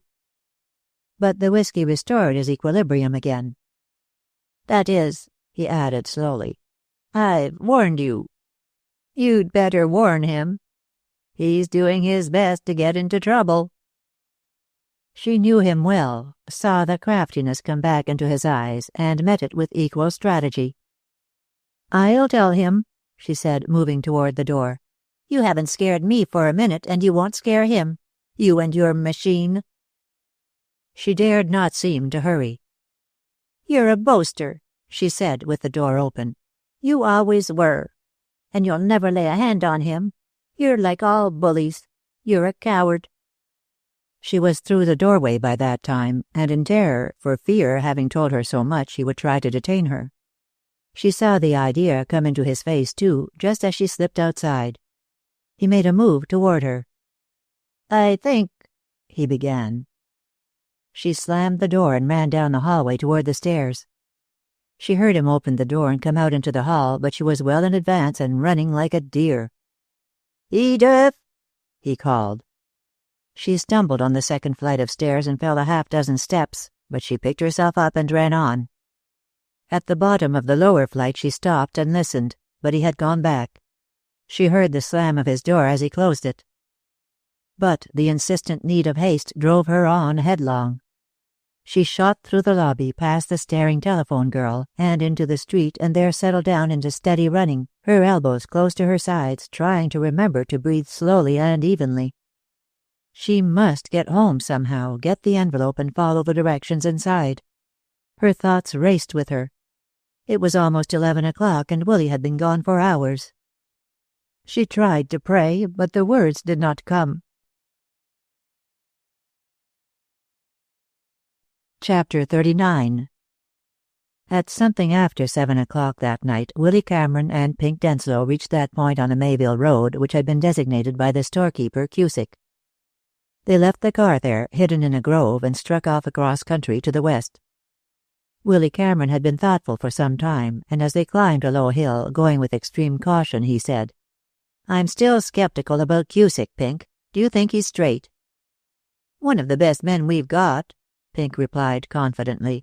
"He's put us on to several things." "He's foreign-born, isn't he?" "That's his value. They don't suspect him for a minute." "But what does he get out of it?"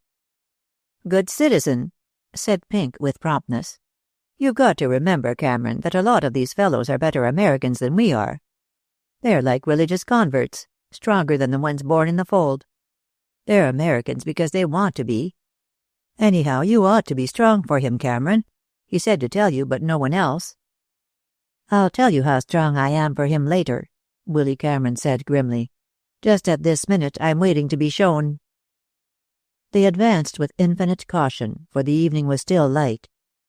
Going slowly, it was well after 8 and fairly dark before they came within sight of the farm buildings in the valley below. Long unpainted, they were barely discernible in the shadows of the hills. The land around had been carefully cleared, and both men were dismayed at the difficulty of access without being seen. "Doesn't look very good, does it?" Pink observed. "I will say this. For seclusion and keeping away unwanted visitors, it has it all over any dugout I ever saw in France." "Listen," Willy Cameron said tensely. They stood on the alert, but only the evening sounds of country and forest rewarded them. "What was it?" Pink inquired after perhaps 2 minutes of waiting. "Plain scare on my part, probably. I don't so much mind this little excursion, Pink, as I hate the idea that a certain gentleman named Cusick may have a chance to come to our funerals and laugh himself to death." When real darkness had fallen, they had reached the lower fringe of the woods. Pink had the fault of the city dweller, however, of being unable to step lightly in the dark, and their progress had been less silent than it should have been. In spite of his handicap, Willy Cameron made his way with the instinctive knowledge of the country-bred boy, treading like a cat. "Pretty poor," Pink said in a discouraged whisper after a twig had burst under his foot with a report like the shot of a pistol. "You travel like a spook, while I—" "Listen, Pink. I'm going in alone to look around. Stop muttering and listen to me. It's poor strategy not to have a reserve somewhere, isn't it?" "I'm a poor prune at the best," Pink said stubbornly, "but I am not going to let you go into that place alone. You can rave all you want." "Very well. Then we'll both stay here. You are about as quiet as a horse going through a corn patch." After some moments, Pink spoke again. "If you insist on stealing the whole show," he said sulkily, "what am I to do? Run to town for help if you need it?" "I'm not going to round up the outfit if there is one. I haven't lost my mind. I'll see what is going on or about to go on. Then I'll come back." "Here?" Cameron considered. "Better meet me at the machine," he decided, after a glance at the sky. "In half an hour you won't be able to see your hand in front of you. Wait here for a half-hour or so, and then start back, and for heaven's sake don't shoot at anything you see moving. As a matter of fact, I might as well have your revolver. I won't need it, but it may avoid any accidental shooting by a youth I both love and admire." "If I hear any shooting, I'll come in," Pink said, still sulky. "Come in and welcome," said Willy Cameron, and Pink knew he was smiling. He took the revolver and slipped away into the darkness, leaving Pink both melancholy and disturbed. Unaccustomed to night in the woods, he found his nerves twitching at every sound. In the war there had been a definite enemy, definitely placed. Even when he had gone into that vile strip between the trenches, there had been a general direction for the inimical. Here. He moved carefully and stood with his back against a tree. Not a sound came from the farm buildings. Willy Cameron's progress, too, was noiseless. With no way to tell the lapse of time, and gauging it by his war experience, when an hour had apparently passed, he knew that Cameron had been gone about 10 minutes.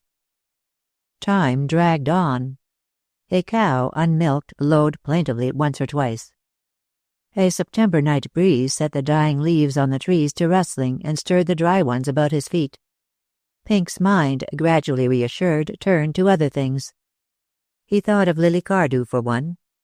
Like Willy Cameron, he knew he would always love her, but unlike Willy, the first pain of her loss was gone. He was glad that time was over. He was glad that she was at home again, safe from those. Someone was moving near him, passing within 20 feet. Whoever it was stepping cautiously, but blunderingly. It was not Cameron, then. He was a football only, not even an outline. Before Pink could decide on a line of action, the sound was lost. Every sense acute, he waited. He had decided that if the incident were repeated, he would make an effort to get the fellow from behind, but there was no return. The wind had died again, and there was no longer even the rustling of the leaves to break the utter stillness. Suddenly he saw a red flash near the barn, and an instant later heard the report of a pistol. Came immediately after that a brief fusillade of shots, a pause, then 2 or 3 scattering ones. With the first shot, Pink started running. He was vaguely conscious of other steps near him, running also, but he could see nothing. His whole mind was set on finding Willy Cameron. Alone he had not a chance, but 2 of them together could put up a fight.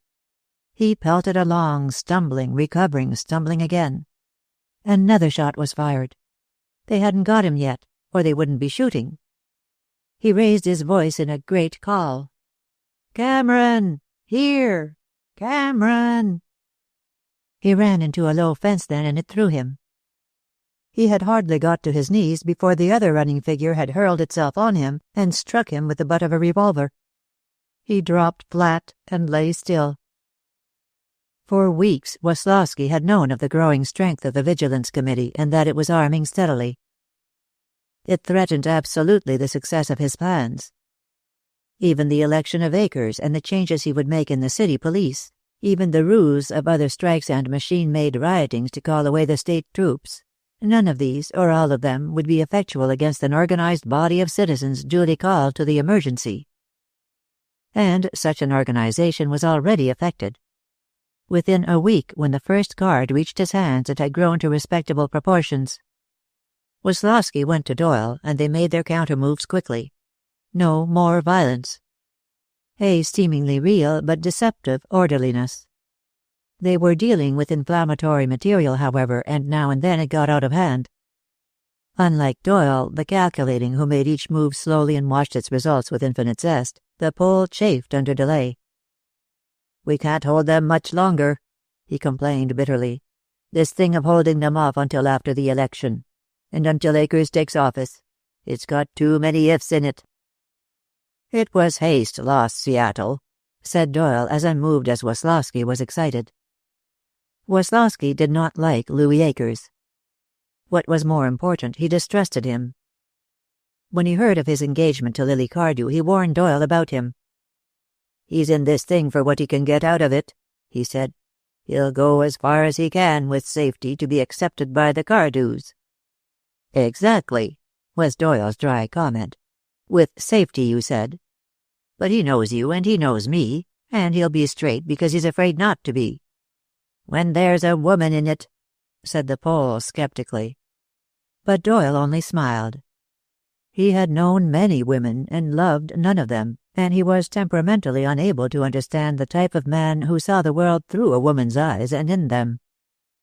So Weslowski was compelled to watch the growth of Willy Cameron's organization, and to hold in check the violent passions he had himself roused, and to wait, gnawing his nails with inaction and his heart with rage. But these certain things he discovered. That the organization's growth was coincident with a new interest in local politics, as though some vital force had wakened the plain people to a sense of responsibility. that a drug clerk named Cameron was the founder and moving spirit of the League, and that he was, using Hendrick's candidacy as a means, rousing the city to a burning patriotic activity that Mr. Weslowski regarded as extremely pernicious. And that this same Willy Cameron had apparently a knowledge of certain plans, which was rather worse than pernicious. Mr. Weslowski's name for it was damnable. For instance, there were the lists of the various city stores and their estimated contents, missing from Mr. Weslowski's own inconspicuous trunk in a storage house. On that had been based the plan for feeding the revolution, by the simple expedient of exchanging by organized pillage the contents of the city stores for foodstuffs from the farmers in outlying districts. Revolution, according to Mr. Weslowski, could only be starved out. He had no anxiety as to troops which would be sent against them, because he had a cynical belief that a man's country was less to him than various other things, including his stomach.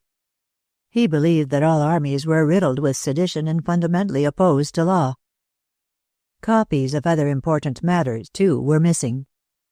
Lists of officials for the revolutionary city government and of deputies to take the places of the disbanded police, plans for manning, by the radicals, the city light, water and power plants, a schedule of public eating houses to take the place of the restaurants. Weslowski began to find this drug clerk with the ridiculous given name getting on his nerves. He considered him a dangerous enemy to progress, that particular form of progress which Mr. Weslowski advocated, and he suspected him of a lack of ethics regarding trunks in storage. Mr. Weslowski had the old-world idea that the best government was a despotism tempered by assassination. He thought considerably about Willy Cameron. But the plan concerning the farmhouse was, in the end, devised by Louis Akers. Weslowski was skeptical. It was true that Cameron might stick his head into the lion's jaws, but precautions had been known to be taken at such times to prevent their closing. However, the Pole was desperate. He took 6 picked men with him that afternoon to the farm and made a strategic survey of the situation. The house was closed and locked, but he was not concerned with the house. Cusick had told Denslow the meetings were held late at night in the barn, and to the barn Weslowski repaired, sawed-off shotgun under his coat and cigarette in mouth, and inspected it with his evil smile. 2 men, young and reckless, might easily plan to conceal themselves under the hay in the loft, and... Weslowski put down his gun and went down into the cow barn below, whistling softly to himself. He began to enjoy the prospect. He gathered some eggs from the feed boxes, carrying them in his hat, and, breaking the lock of the kitchen door, he and his outfit looted the closet there and had an early supper, being careful to extinguish the fire afterwards.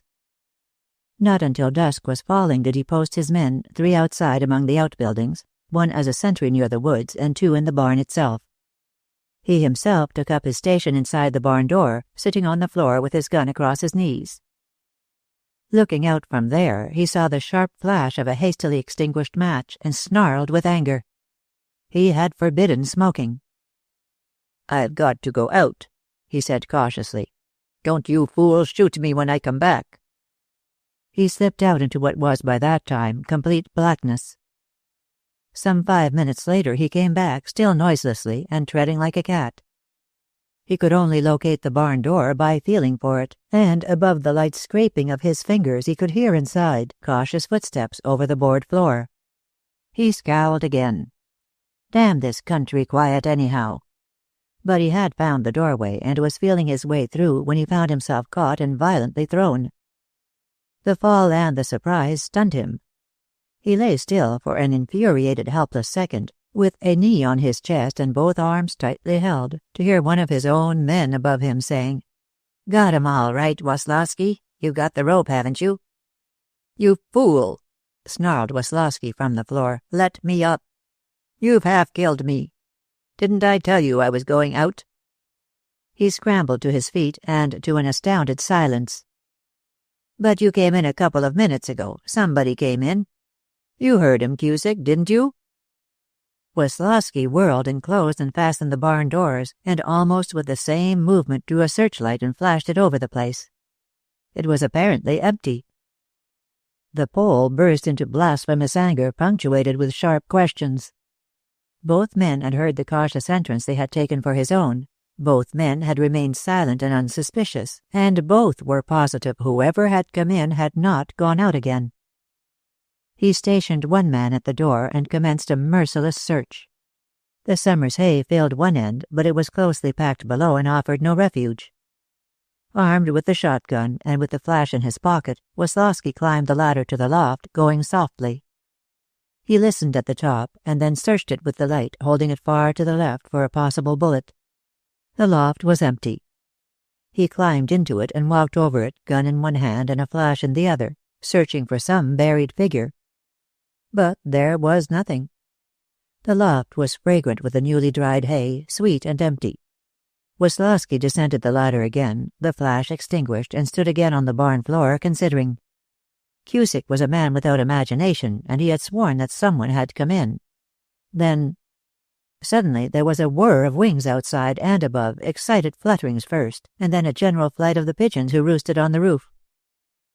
Weslowski listened and slowly smiled.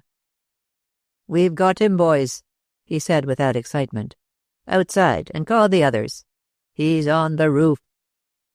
Cusick whistled shrilly, and as the pole ran out he met the others coming pell-mell toward him. He flung a guard of all 5 of them around the barn, and he himself walked off 100 feet or so and gazed upward. The very outline of the ridgepole was indistinguishable, and he swore softly. In the hope of drawing an answering flash, he fired, but without result. The explosion echoed and re-echoed, died away. He called to Cusick and had him try the same experiment, following the line of the gutter as nearly as possible in the darkness, on that side, and emptying his revolver. Still silence.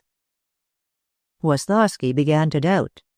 The pigeons might have seen his flashlight, might have heard his own stealthy movements. He was intensely irritated. The shooting, if the alarm had been false, had ruined everything. He saw, as in a vision, Doyle's sneering face when he told him. Beside him, Cusick was reloading his revolver in the darkness. Then, out of the night, came a call from the direction of the woods and unintelligible at that distance. "What's that?" Cusick said hoarsely. Weslowski made no reply. He was listening. Someone was approaching, now running, now stopping as though confused.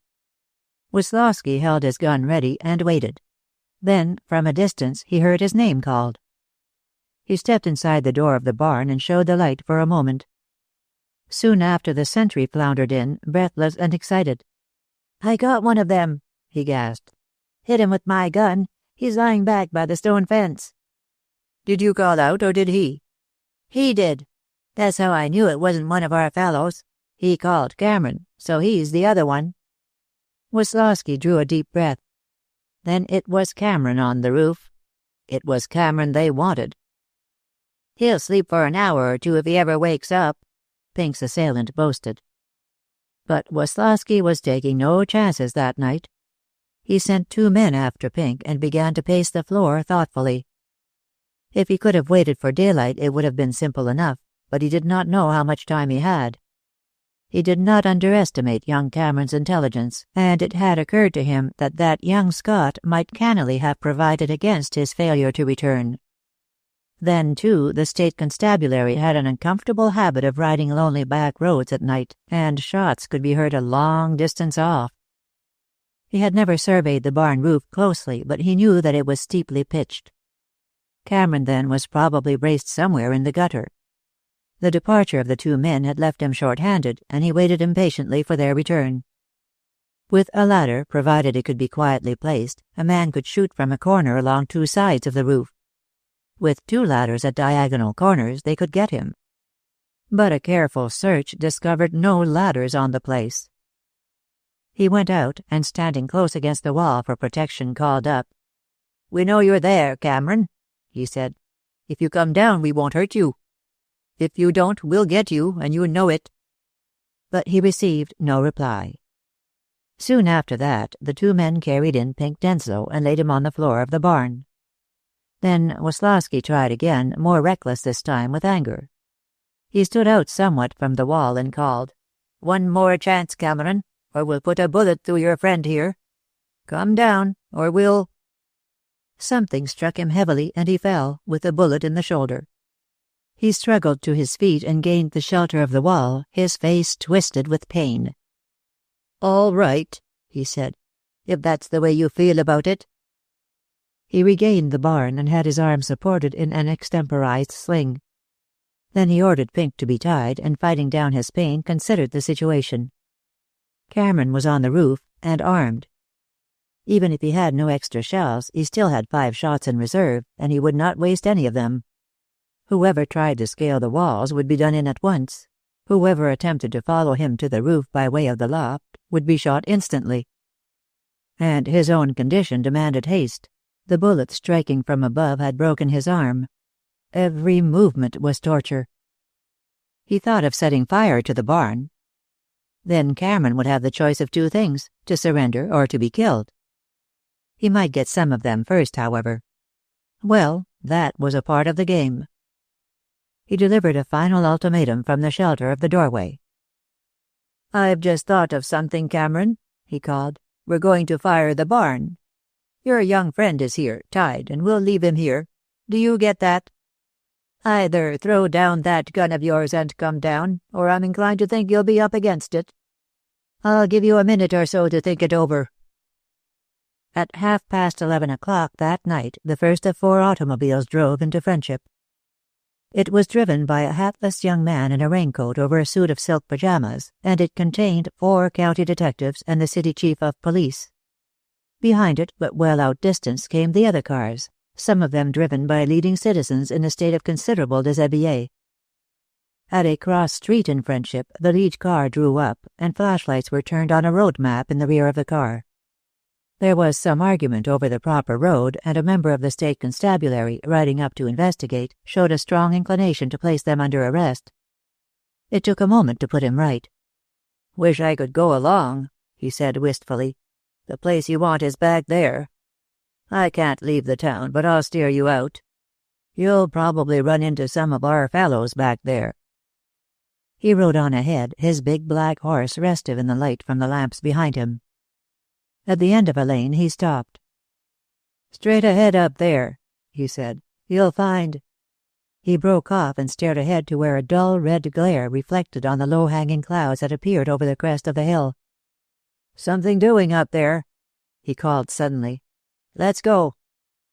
He jerked his revolver free, dug his heels into the flanks of his horse, and was off on a dead run. Halfway up the hill the car passed him, the black going hard and its rider's face under the rim of the uniform hat a stern profile. His reins lay loose on the animal's neck, and he was examining his gun. The road mounted to a summit and dipped again. They were in a long valley, and the burning barn was clearly outlined at the far end of it. One side was already flaming, and tongues of fire leaped out through the roof. The men in the car were standing now, doors open, ready to leap, while the car lurched and swayed over the uneven road. Behind them they heard the clatter of the oncoming horse. As they drew nearer they could see 3 watching figures against the burning building, and as they turned into the lane which led to the barnyard, a shot rang out, and one of the figures dropped and lay still. There was a cry of warning from somewhere, and before the detectives could leap from the car, the group had scattered, running wildly. The state policeman threw his horse back on its haunches and fired without apparently taking aim at one of the running shadows. The man threw up his arms and fell. The state policeman galloped toward him, dismounted, and bent over him. Firing as they ran, detectives leaped out of the car and gave chase, and so it was that the young gentleman in bedroom slippers and pajamas, standing in his car and shielding his eyes against the glare, saw a curious thing. First of all, the roof blazed up brightly, and he perceived a human figure, hanging by its hands from the eaves and preparing to drop. The young gentleman in pajamas was feeling rather out of things by that time, so he made a hasty exit from his car toward the barn, losing a slipper as he did so, and yelling in a slightly hysterical manner. It thus happened that he and the dropping figure reached the same spot at almost the same moment, one result of which was that the young gentleman in pajamas found himself struck a violent blow with a doubled-up fist, and at the same moment his bare right foot was tramped on with extreme thoroughness. The young gentleman in pajamas reeled back dizzily and gave tongue while standing on one foot. The person he addressed was the state constable, and his instructions were to get the fugitive and kill him. But the fugitive here did a very strange thing. Through the handkerchief which it was now seen he wore tied over his mouth, he told the running policeman to go to perdition, and then with seeming suicidal intent rushed into the burning barn. From it he emerged a moment later dragging a figure bound hand and foot, blackened with smoke and with his clothing smouldering in a dozen places. A figure which alternately coughed and swore in a strangled whisper, but which found breath for a loud whoop almost immediately after, on its being immersed as it promptly was in a nearby horse trough. Very soon after that the other cars arrived. They drew up and men emerged from them, variously clothed and even more variously armed, but all they saw was the ruined embers of the barn and in the glow 5 figures. One of the 5 lay face up to the sky, as though the prostrate body followed with its eyes the unkillable traitor soul of one Cusick, lately storekeeper at Friendship. Wisławski, wounded for the second time, lay on an automobile rug on the ground, conscious but sullenly silent. On the driving seat of an automobile sat a young gentleman with an overcoat over a pair of silk pajamas, carefully inspecting the toes of his right foot by the light of a match, while another young gentleman with a white handkerchief around his head was sitting on the running board of the same car, dripping water and rather dazedly staring at the ruins. And beside him stood a gaunt figure, blackened of face, minus eyebrows and charred of hair, and considerably torn as to clothing. A figure which seemed disinclined to talk, and which gave its explanations in short staccato sentences. Having done which, it relapsed into uncompromising silence again. Some time later the detectives returned.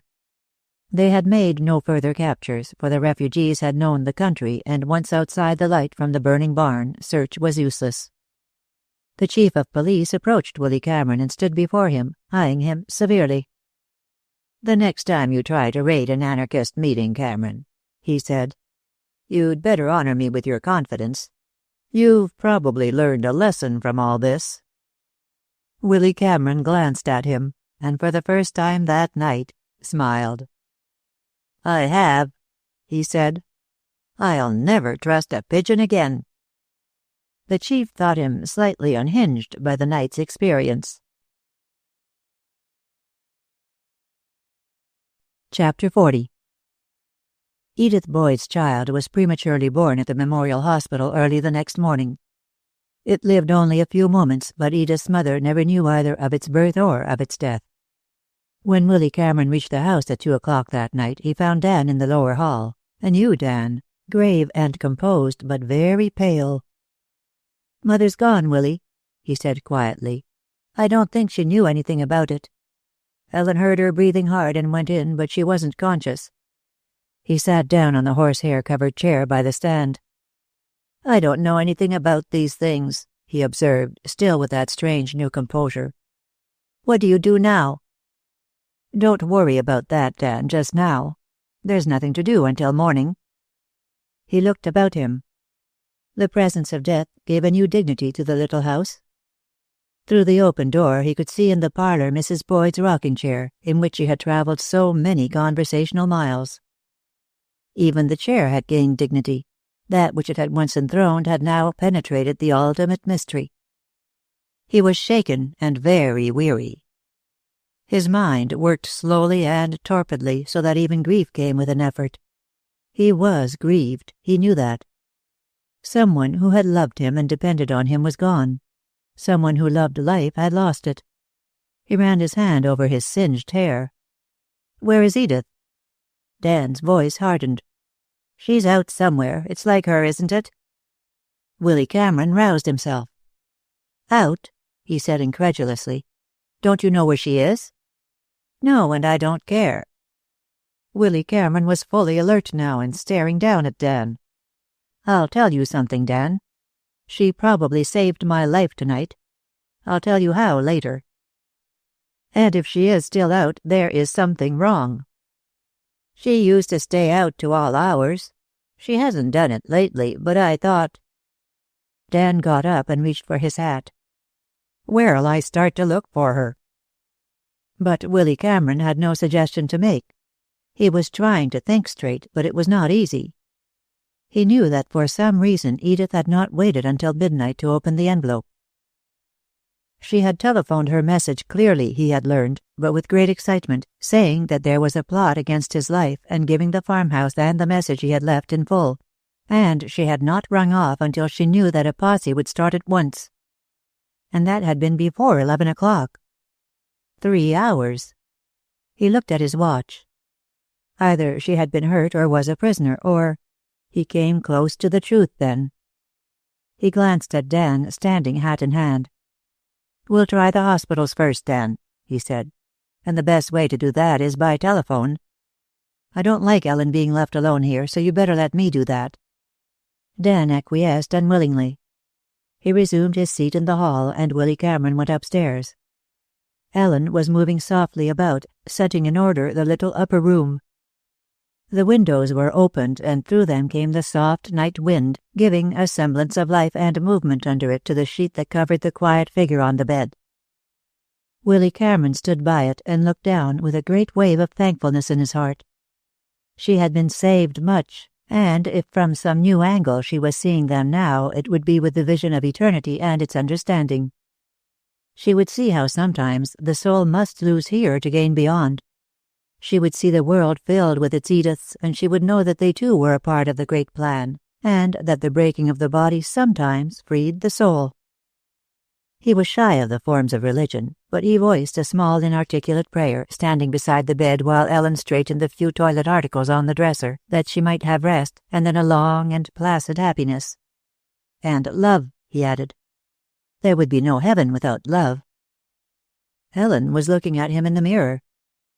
"Your hair looks queer, Willy," she said. "And I declare your clothes are a sight."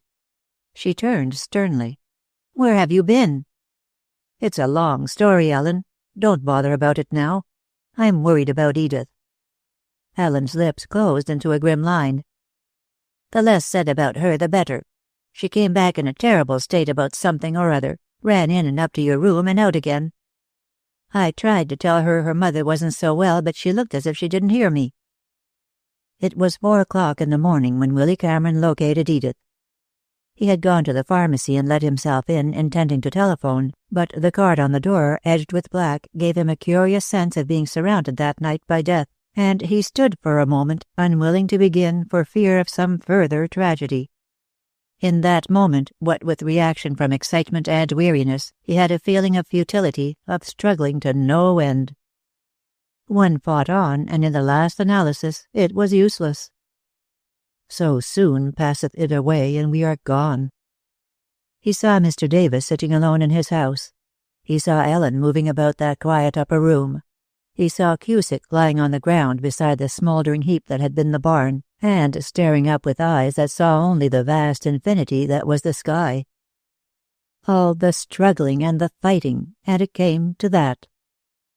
He picked up the telephone book at last, and finding the hospital list in the directory, began his monotonous calling of numbers, and still the revolt was in his mind. Even life lay through the gates of death. Daily and hourly, women everywhere laid down their lives that some new soul be born. But the revulsion came with that, a return to something nearer the normal. Daily and hourly women lived, having brought to pass the miracle of life. At 4:30 he located Edith at the memorial and learned that her child had been born dead, but that she was doing well. He was suddenly exhausted. He sat down on a stool before the counter, and with his arms across it and his head on them, fell almost instantly asleep. When he waked, it was almost 7, and the intermittent sounds of early morning came through the closed doors, as though the city stirred but had not wakened. He went to the door and opened it, looking out. He had been wrong before. Death was a beginning and not an end. It was the morning of the spirit. Tired bodies lay down to sleep, and their souls wakened to the morning, rested, the first fruits of them that slept. From the chimneys of the houses nearby, small spirals of smoke began to ascend, definite promise of food and morning cheer behind the closed doors. Where the milk bottles stood like small white sentinels, and the morning paper was bent over the knob. Morning in the city, with children searching for lost stockings and buttoning little battered shoes, with women hurrying about from stove to closet, from table to stove, with all burdens a little lighter and all thoughts a little kinder. Morning. Chapter 41. In her bed in the maternity ward, Edith at first lay through the days watching the other women with their babies and wondering over the strange instinct that made them hover like queer misshaped ministering angels over the tiny quivering bundles. Some of them were like herself, or herself as she might have been, bearing their children out of wedlock.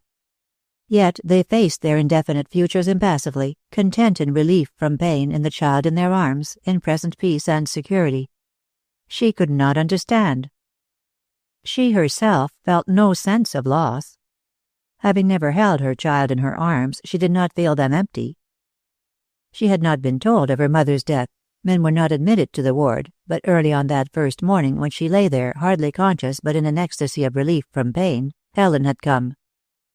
A tired Ellen, with circles around her eyes and a bag of oranges in her arms. "How do you feel?" she had asked, sitting down self-consciously beside the bed. The ward had its eyes on her. "I'm weak, but I'm all right. Last night was awful, Ellen." She had roused herself with an effort. Ellen reminded her of something that had to do with Willy Cameron. Then she remembered and tried to raise herself in the bed. "Willy," she gasped. "Did he come home? Is he all right?" "He's all right. It was him that found you were here. You lie back now. The nurse is looking." Edith lay down and closed her eyes, and the ecstasy of relief and peace gave to her pale face an almost spiritual look. Ellen saw it and patted her arm with a roughened hand. "You poor thing," she said. "I've been as mean to you as I knew how to be. I'm going to be different, Edith. I'm just a cross old maid, and I guess I didn't understand." "You've been all right," Edith said. Ellen kissed her when she went away. So for 3 days Edith lay and rested. She felt that God had been very good to her, and she began to think of God as having given her another chance. This time he had let her off, but he had given her a warning. He had said, in effect, that if she lived straight and thought straight from now on, he would forget this thing she had done. But if she did not... Then what about Willy Cameron? Did he mean her to hold him to that now? Willy did not love her. Perhaps he would grow to love her, but she was seeing things more clearly than she had before, and one of the things she saw was that Willy Cameron was a one-woman man, and that she was not the woman. "But I love him so," she would cry to herself. The ward moved in its orderly routine around her. The babies were carried out, bathed, and brought back, their nuzzling mouths open for the waiting mother breast. The nurses moved about, efficient, kindly, whimsically maternal. Women went out when their hour came, swollen of feature and figure, and were wheeled back later on, etherealized, purified as by fire, and later on were given their babies. Their faces were queer then, frightened and proud at first, and later watchful and tenderly brooding. For 3 days Edith's struggle went on. She had her strong hours and her weak ones. There were moments when, exhausted and yet exalted, she determined to give him up altogether, to live the fiction of the marriage until her mother's death, and then to give up the house and never see him again. If she gave him up, she must never see him again. At those times she prayed not to love him any longer, and sometimes, for a little while after that, she would have peace. It was almost as though she did not love him. But there were the other times, when she lay there and pictured them married and dreamed a dream of bringing him to her feet. He had offered a marriage that was not a marriage, but he was a man and human. He did not want her now, but in the end he would want her. Young as she was, she knew already the strength of a woman's physical hold on a man. Late on the afternoon of the 3rd day Ellen came again, a swollen-eyed Ellen, dressed in black with black cotton gloves and a black veil around her hat. Ellen wore her mourning with the dogged sense of duty of her class, and would as soon have gone to the burying ground in her kitchen apron as without black. She stood in the doorway of the ward, hesitating, and Edith saw her and knew. Her first thought was not of her mother at all. She saw only that the God who had saved her had made her decision for her, and that now she would never marry Willy Cameron. All this time he had let her dream and struggle. She felt very bitter. Ellen came and sat down beside her. "She's gone, Edith," she said. "We didn't tell you before, but you have to know sometime. We buried her this afternoon." Suddenly, Edith forgot Willy Cameron and God and Dan and the years ahead. She was a little girl again, and her mother was saying, "Brush your teeth and say your prayers, Edie. And tomorrow's Saturday, so you don't need to get up until you're good and ready." She lay there. She saw her mother growing older and more frail, the house more untidy, and her mother's bright spirit fading to the drab of her surroundings. She saw herself slipping in late at night, listening always for that uneasy, querulous voice. And then she saw those recent months when her mother had bloomed with happiness. She saw her struggling with her beloved desserts, cheerfully unconscious of any failure in them. She saw her living like a lady, as she had said, with every anxiety kept from her. There had been times when her thin face had been almost illuminated with her new content and satisfaction. Suddenly grief and remorse overwhelmed her. "Mother," she said huskily, and lay there crying quietly with Ellen holding her hand. All that was hard and rebellious in Edith Boyd was swept away in that rush of grief, and in its place there came a new courage and resolution. She would meet the future alone, meet it and overcome it. But not alone either. There was always... It was a Sunday afternoon, and the nurse had picked up the worn ward Bible and was reading from it aloud. In their rocking chairs in a semicircle around her were the women, some with sleeping babies in their arms, others with tense, expectant faces. "Let not your heart be troubled," read the nurse in a grave young voice. "Ye believe in God. Believe also in me. In my Father's house." There was always God. Edith Boyd saw her mother in the Father's house, pottering about some small celestial duty and eagerly seeking and receiving approval. She saw her in some celestial rocking chair, her tired hands folded, slowly rocking and resting. And perhaps, as she sat there, she held Edith's child on her knee, like the mothers in the group around the nurse. Held it and understood at last. Chapter 42. It was at this time that Doyle showed his hand with his customary fearlessness. He made a series of incendiary speeches, the general theme being that the hour was close at hand for putting the fear of God into the exploiting classes for all time to come. His impassioned oratory coming at the psychological moment when the long strike had brought its train of debt and evictions made a profound impression. Had he asked for a general strike vote then, he would have secured it. As it was some time before all the unions had voted for it. And the day was not set. Doyle was holding off, and for a reason. Day by day he saw a growth of the theory of Bolshevism among the so-called intellectual groups of the country.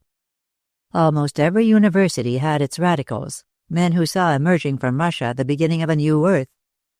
Every class now had its Bolshevists. They found a ready market for their propaganda, intelligent and insidious as it was, among a certain liberal element of the nation, disgruntled with the autocracy imposed upon them by the war. The reaction from that autocracy was a swinging to the other extreme, and as if to work into the hands of the Revolutionary Party, living costs remained at the maximum. The cry of the revolutionists, to all enough and to none too much, found a response not only in the anxious minds of honest workmen, but among an underpaid intelligentsia.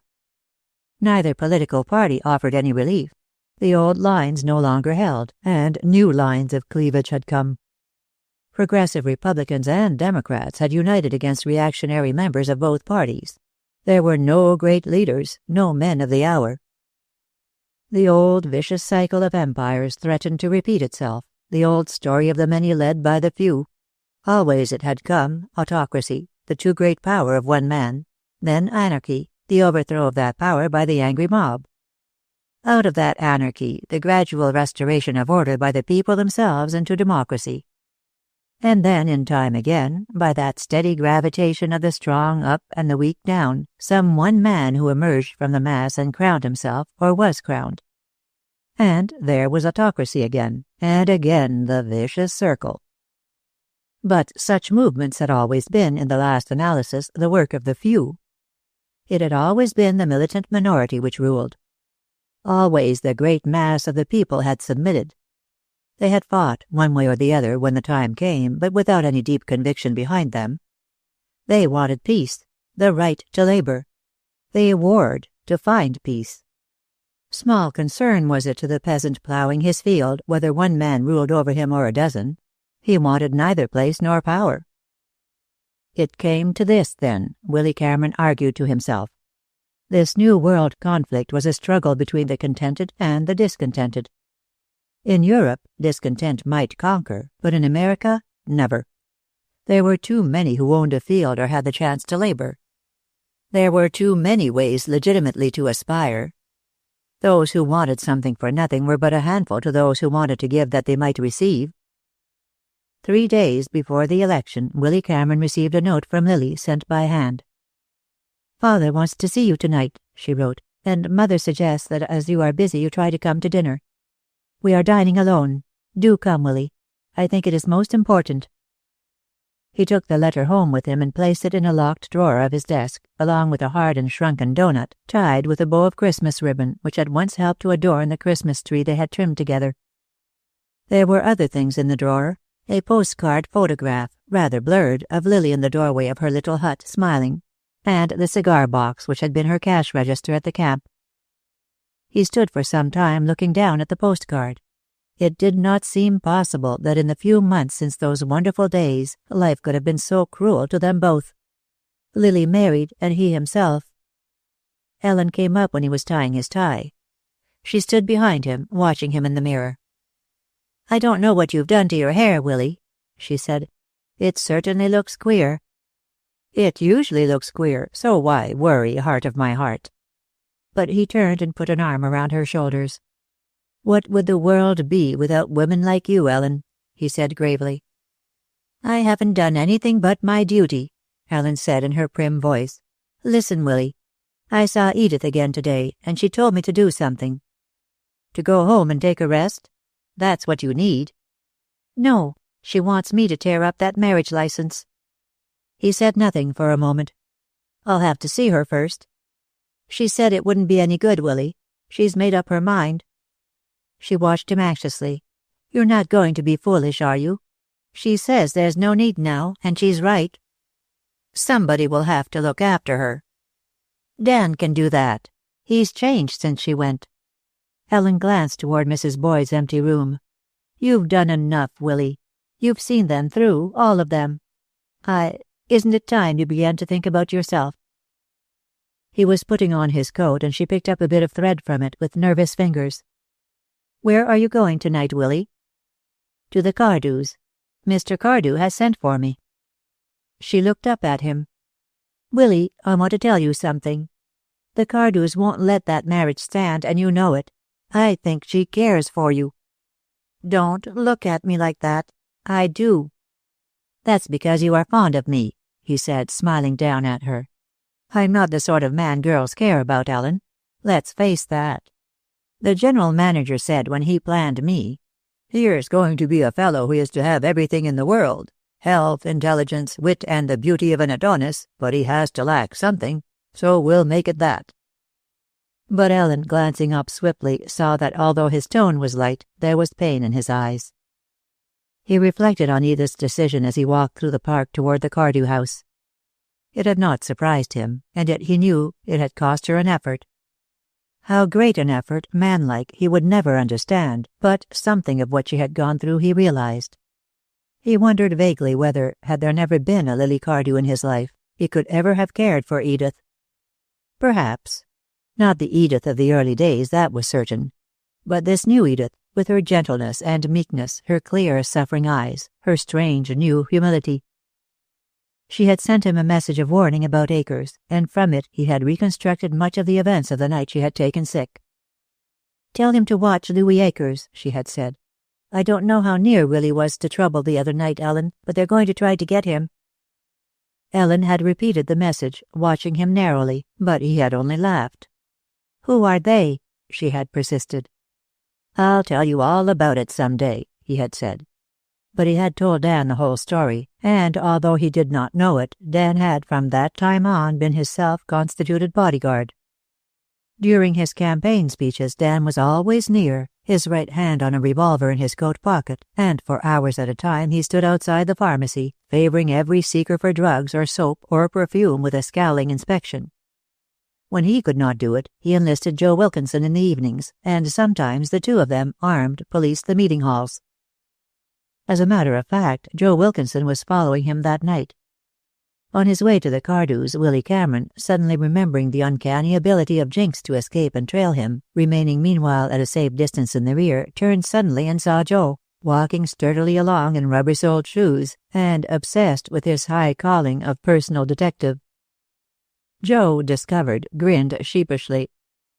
"Thought that looked like your back," he said. "Nice evening for a walk, isn't it?" "Let me look at you, Joe," said Willy Cameron. "You look strange to me."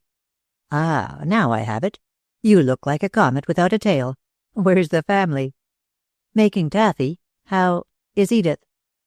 "Doing nicely." He avoided the boy's eyes. "I guess I'd better tell you. Dan's told me about her. Joe hesitated. Then, "She never seemed like that sort of a girl," he finished bitterly. "She isn't that sort of a girl, Joe. She did it. How could a fellow know she wouldn't do it again? She has had a pretty sad sort of lesson." Joe, his real business forgotten, walked on with eyes down and shoulders drooping. "I might as well finish with it," he said, "now I've started. I've always been crazy about her. Of course now. I haven't slept for 2 nights. "I think it's rather like this, Joe," Willy Cameron said after a pause. "We are not one person, really. We are all 2 or 3 people and all different. We are bad and good, depending on which of us is the strongest at the time, and now and then we pay so much for the bad we do that we bury that part.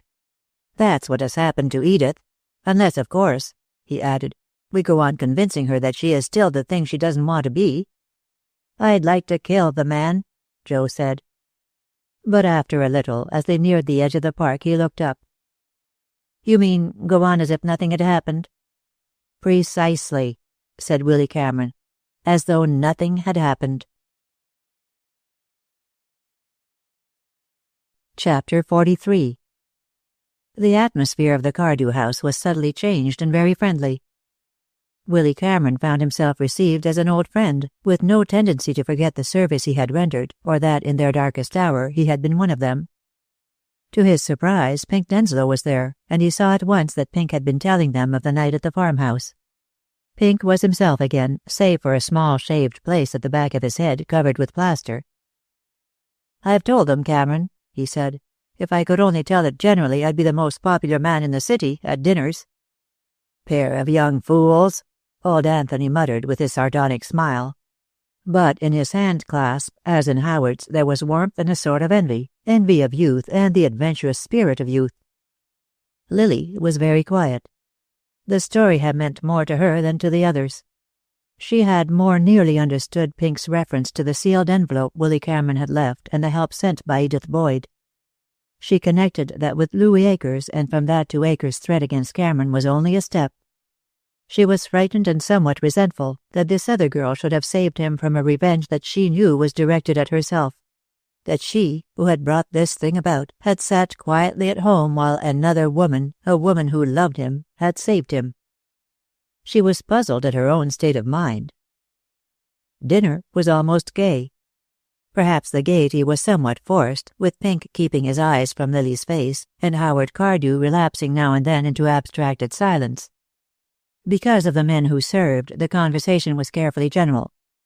It was only in the library later, the men gathered together over their cigars, that the real reason for Willy Cameron's summons was disclosed. Howard Cardew was about to withdraw from the contest. "I'm late in coming to this decision," he said. "Perhaps too late. But after a careful canvass of the situation, I find you are right, Cameron. Unless I withdraw, Akers," he found a difficulty in speaking the name, "will be elected. At least it looks that way." "And if he is," old Anthony put in, "he'll turn all the devils of hell loose on us." It was late, very late. The Cardews stood ready to flood the papers with announcements of Howard's withdrawal and urging his supporters to vote for Hendricks, but the time was short. Howard had asked his campaign managers to meet there that night, and also Hendricks and one or two of his men, but personally he felt doubtful. And as it happened, the meeting developed more enthusiasm than optimism. Cardew's withdrawal would be made the most of by the opposition. They would play it up as the end of the old regime, the beginning of new and better things. Before midnight the conference broke up to catch the morning editions. Willy Cameron, detained behind the others, saw Lily in the drawing-room alone as he passed the door, and hesitated. "I have been waiting for you, Willy," she said.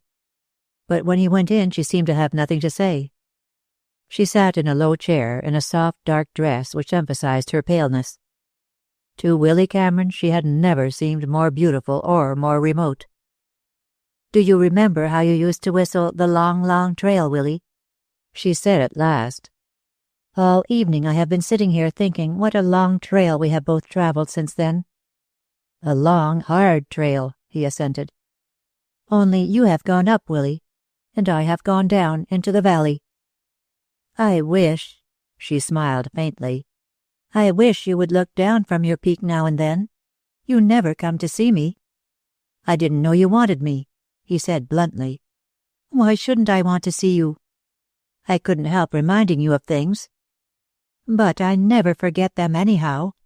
Sometimes I almost go mad remembering. It isn't quite as selfish as it sounds. I've hurt them all so." "Willy, do you mind telling me about the girl who opened that letter and sent you help?" "About Edith Boyd? I'd like to tell you, Lily.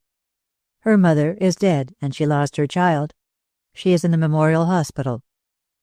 "Then she has no one but you?" "She has a brother." "Tell me about her sending help that night. She really saved your life, didn't she?"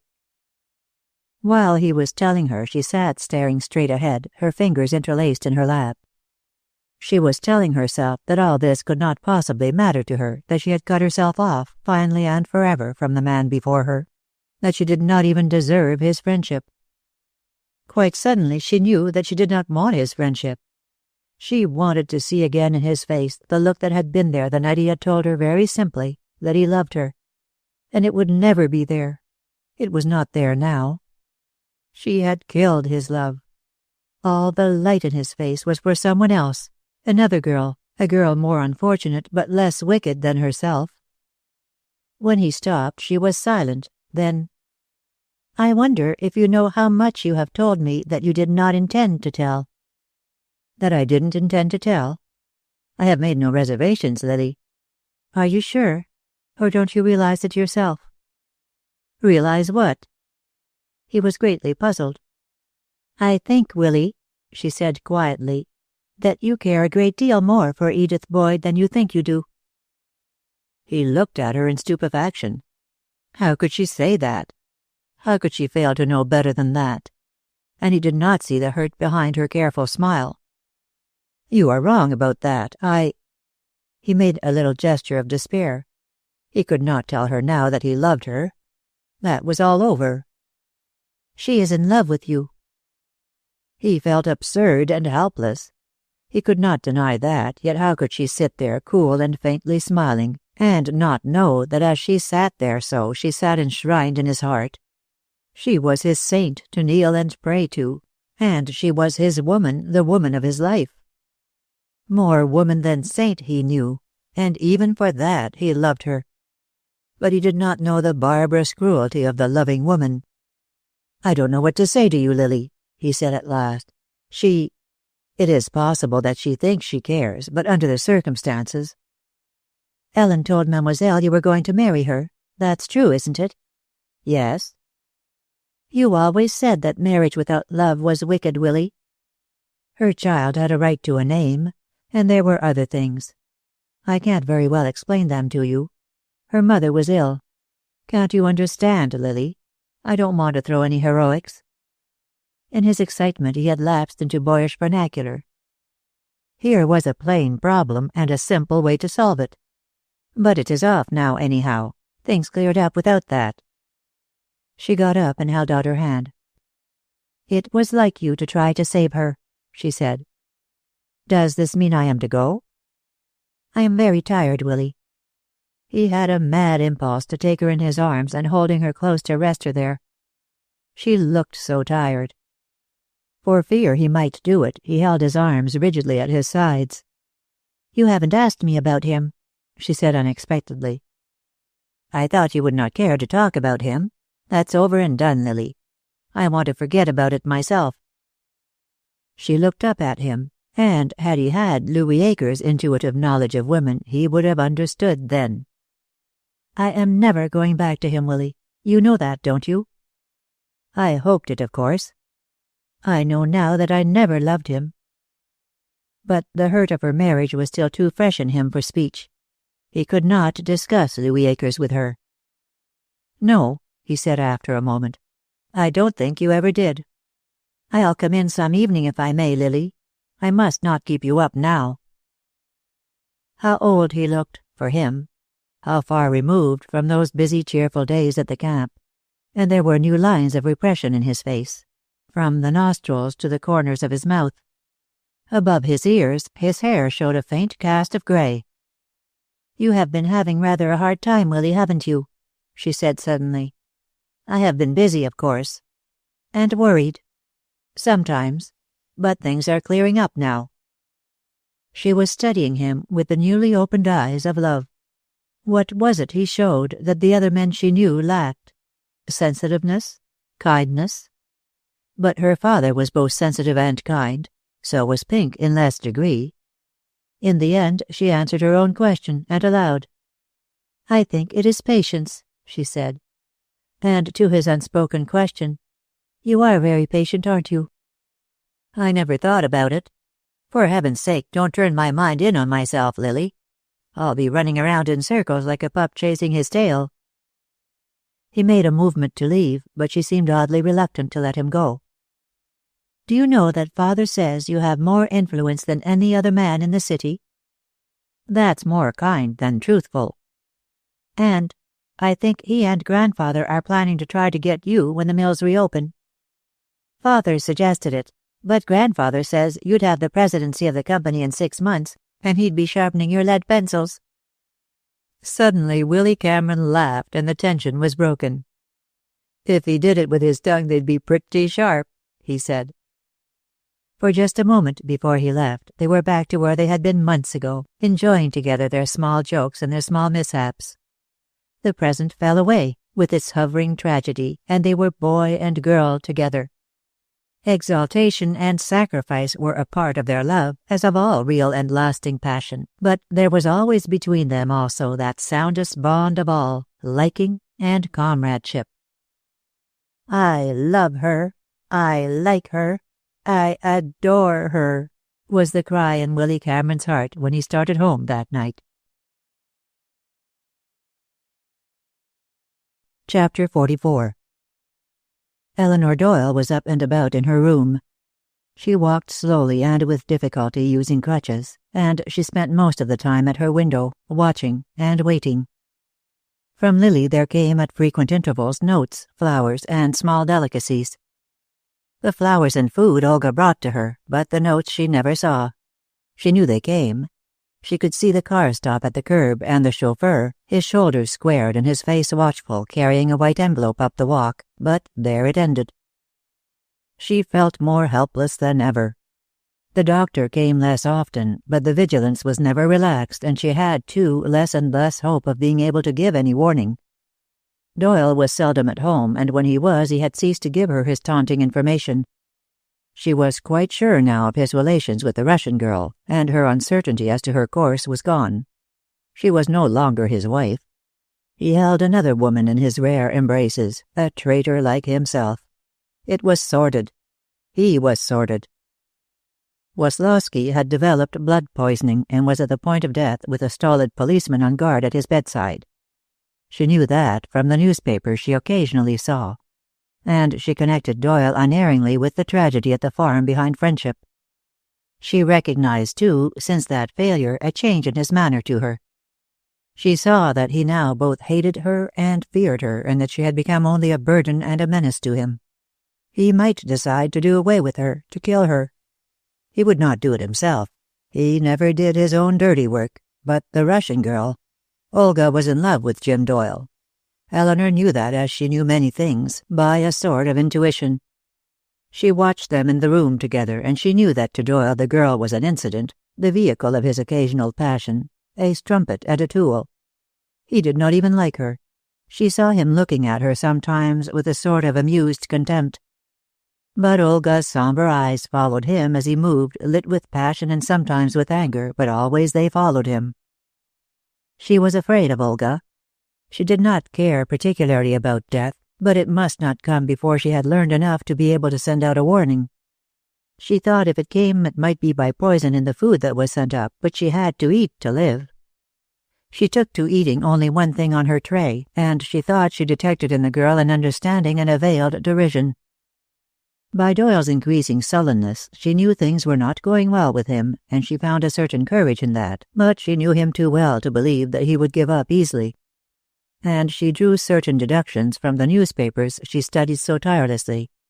She saw the announcement of the unusual number of hunting licenses issued, for one thing, and she knew the cover that such licenses furnished armed men patrolling the country. The state permitted the sale of firearms without restriction. Other states did the same, or demanded only the formality of a signature, never verified. Would they never wake to the situation? She watched the election closely. She knew that if Akers were elected, the general strike and the chaos to follow would be held back until he had taken office and made the necessary changes in the city administration, but that if he went down to defeat, the council would turn loose its impatient hordes at once. She waited for Election Day with burning anxiety. When it came, it so happened that she was left alone all day in the house. Early in the morning, Olga brought her tray and told her she was going out. She was changed, the Russian. She had dropped the mask of sodden servility and stood before her, erect, cunningly intelligent, and oddly powerful. "I am going to be away all day, Mrs. Doyle," she said in her excellent English. "I have work to do." "Work?" said Eleanor. "Isn't there work to do here?" "I am not a houseworker. I came to help Mr. Doyle. Today I shall make speeches." Eleanor was playing the game carefully. "But can you make speeches?" she asked. "Me? That is my work here, in Russia, everywhere. In Russia it is the women who speak, the men who do what the women tell them to do. Here some day it will be the same." Always afterwards, Eleanor remembered the 5 minutes that followed, for Olga, standing before her, suddenly burst into impassioned oratory. She cited the wrongs of the poor under the old regime. She painted in glowing colors the new. She was excited, hectic, powerful. Eleanor in her chair, an aristocrat to the fingertips, was frightened, interested, thrilled. Long after Olga had gone, she sat there, wondering at the real conviction, the intensity of passion, of hate, and of revenge that actuated this newest tool of Doyle's. Doyle and his associates might be actuated by self-interest, but the real danger in the movement lay not with the Doyles of the world, but with these fanatic liberators. They preached to the poor a new religion, not of creed or of church, but of freedom. Freedom without laws of God or of man, freedom of love, of lust, of time, of all responsibility. And the poor, weighted with laws and cares, longed to throw off their burdens. Perhaps it was not the doctrine itself that was wrong. It was its imposition by force on a world not yet ready for it that was wrong, its imposition by violence. It might come, but not this way. Not God preventing this way. There was a polling place across the street in the basement of a schoolhouse. The vote was heavy, and all day men lounged on the pavement, smoking and talking. Once she saw Olga in the crowd, and later on Louis Akers drove up in an open automobile, handsome, apparently confident, and greeted with cheers. But Eleanor, knowing him well, gained nothing from his face. Late that night she heard Doyle come in and move about the lower floor. She knew every emphasis of his walk, and when in the room underneath she heard him settle down to a steady, deliberate pacing, she knew that he was facing some new situation, and after his custom, thinking it out alone. At midnight he came up the stairs and unlocked her door. He entered, closing the door behind him, and stood looking at her. His face was so strange that she wondered if he had decided to do away with her. "Tomorrow," he said in an inflectionless voice. "You will be moved by automobile to a farm I have selected in the country. You will take only such small luggage as the car can carry." "Is Olga going with me?" "No, Olga is needed here." "I suppose I am to understand from this that Louis has been defeated, and there is no longer any reason for delay in your plans?" "You can understand what you like."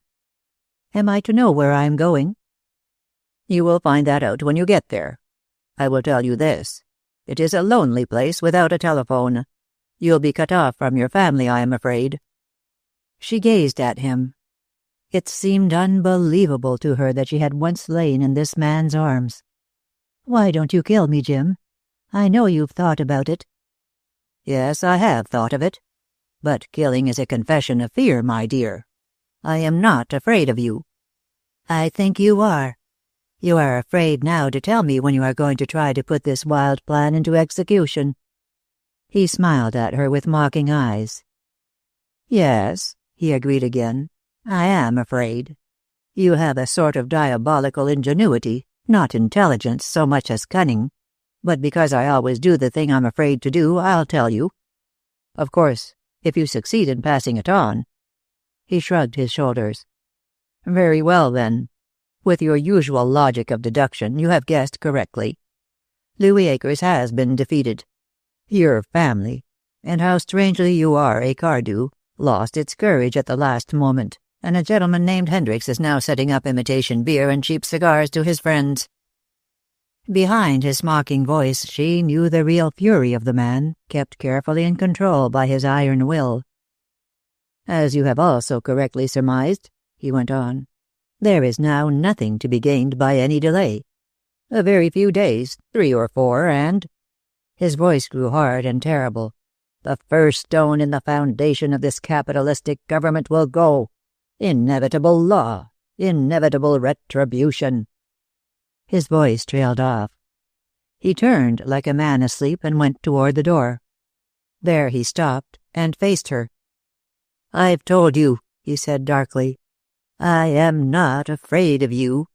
You can no more stop this thing than you can stop living by ceasing to breathe. It has come." She heard him in his room for some time after that, and she surmised from the way he moved, from closet to bed and back again, that he was packing a bag. At 2 o'clock she heard Olga come in. The girl was singing in Russian, and Eleanor had a sickening conviction that she had been drinking. She heard Doyle send her off to bed, his voice angry and disgusted, and resume his packing, and 10 minutes later she heard a car draw up on the street, and knew that he was off to begin the mobilization of his heterogeneous forces. Ever since she had been able to leave her bed, Eleanor had been formulating a plan of escape.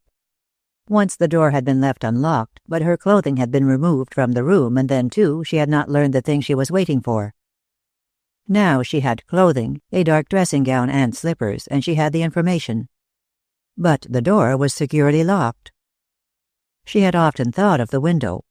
In the daytime it frightened her to look down, although it fascinated her too. But at night it seemed much simpler. The void below was concealed in the darkness, a soft darkness that hit the hard, inhospitable earth, a darkness one could fall into and onto. She was not a brave woman. She had moral rather than physical courage. It was easier for her to face Doyle in a black mood than the gulf below the window-sill, but she knew now that she must get away if she were to go at all. She got out of bed, and using her crutches carefully, moved to the sill, trying to accustom herself to the thought of going over the edge. The plaster cast on her leg was a real handicap. She must get it over first. How heavy it was, and unwieldy. She found her scissors, and stripping the bed, sat down to cut and tear the bedding into strips. Prisoners escaped that way. She had read about such things.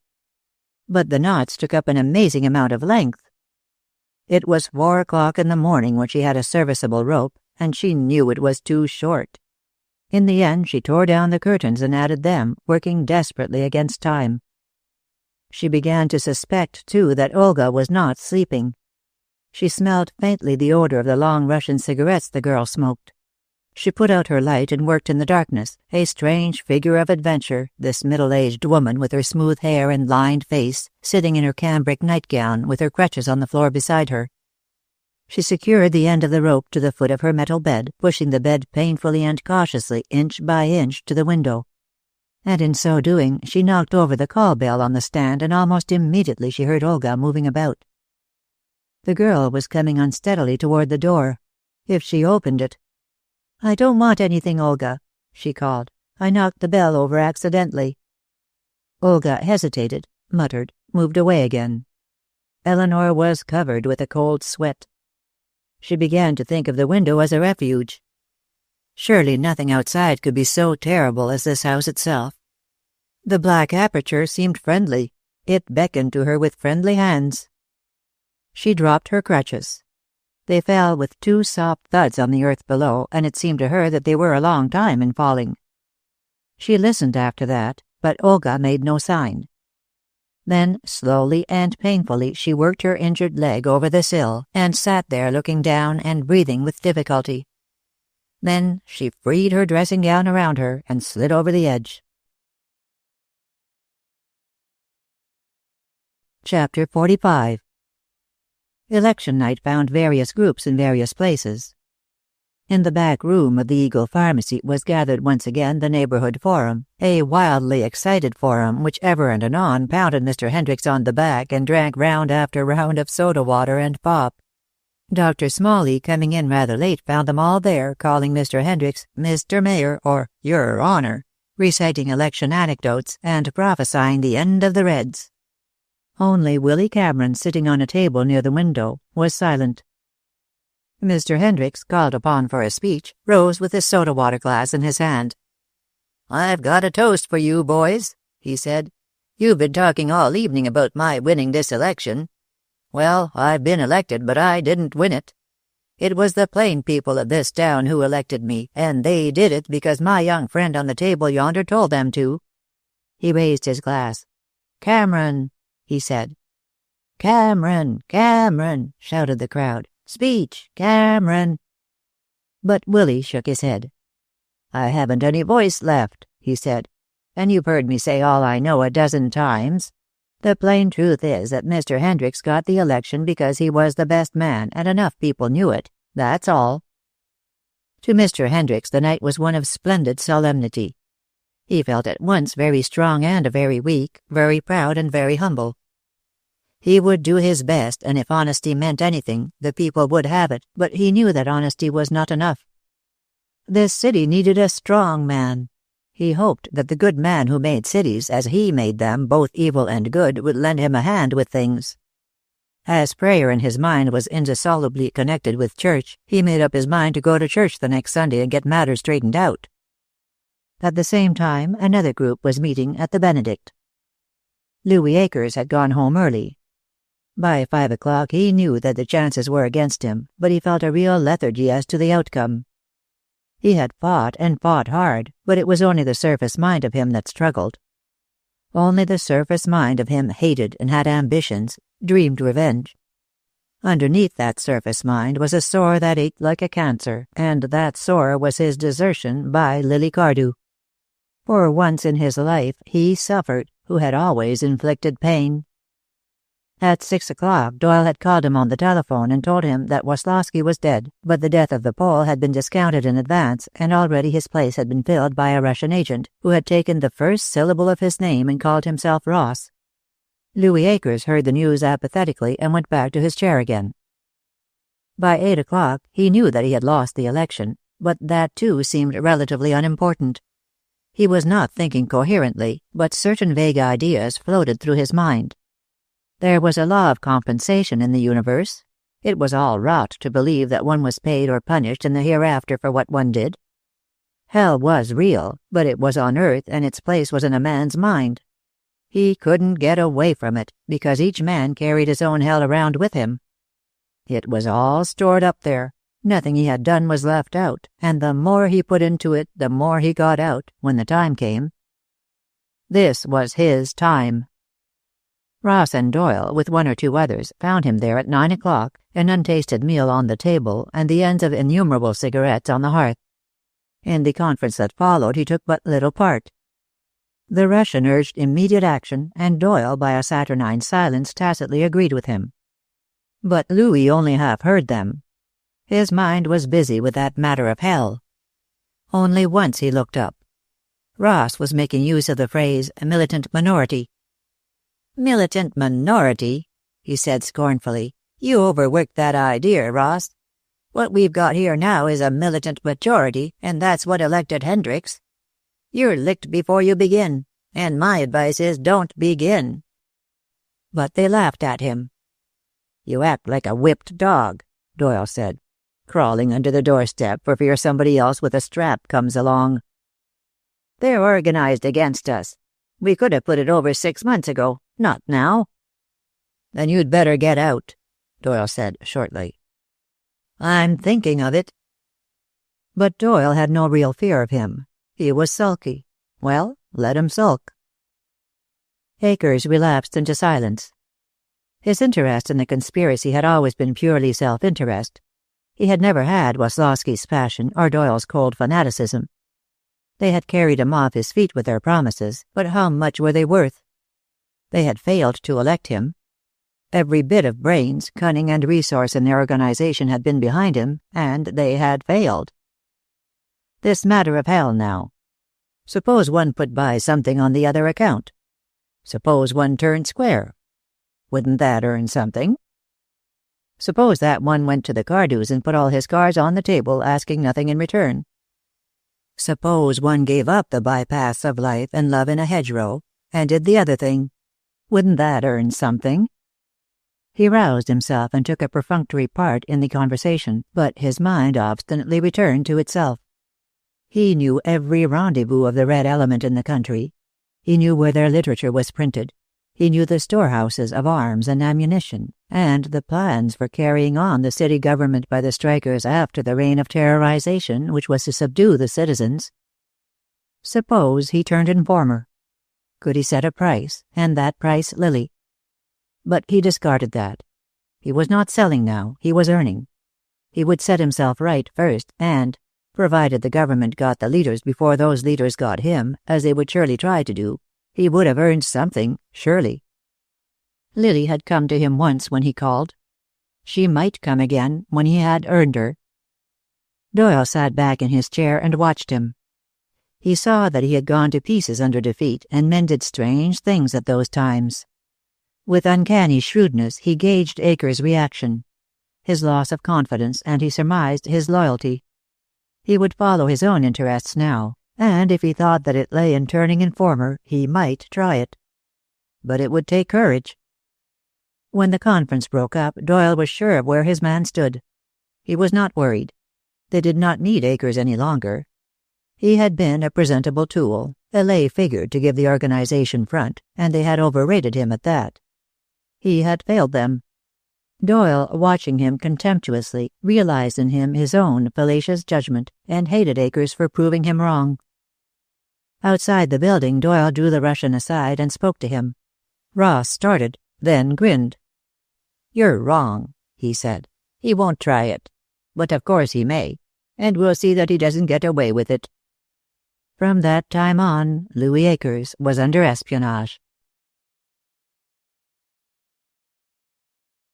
Chapter 46. Dr. Smalley was by way of achieving a practice.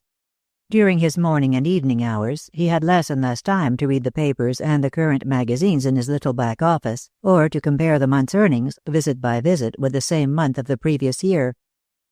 He took to making his hospital rounds early in the morning, rather to the outrage of various head nurses who did not like the staff to come a-visiting until every counterpane was drawn stiff and smooth, every bed corner a geometrical angle, every patient washed and combed and temperatured and in the exact center of the bed.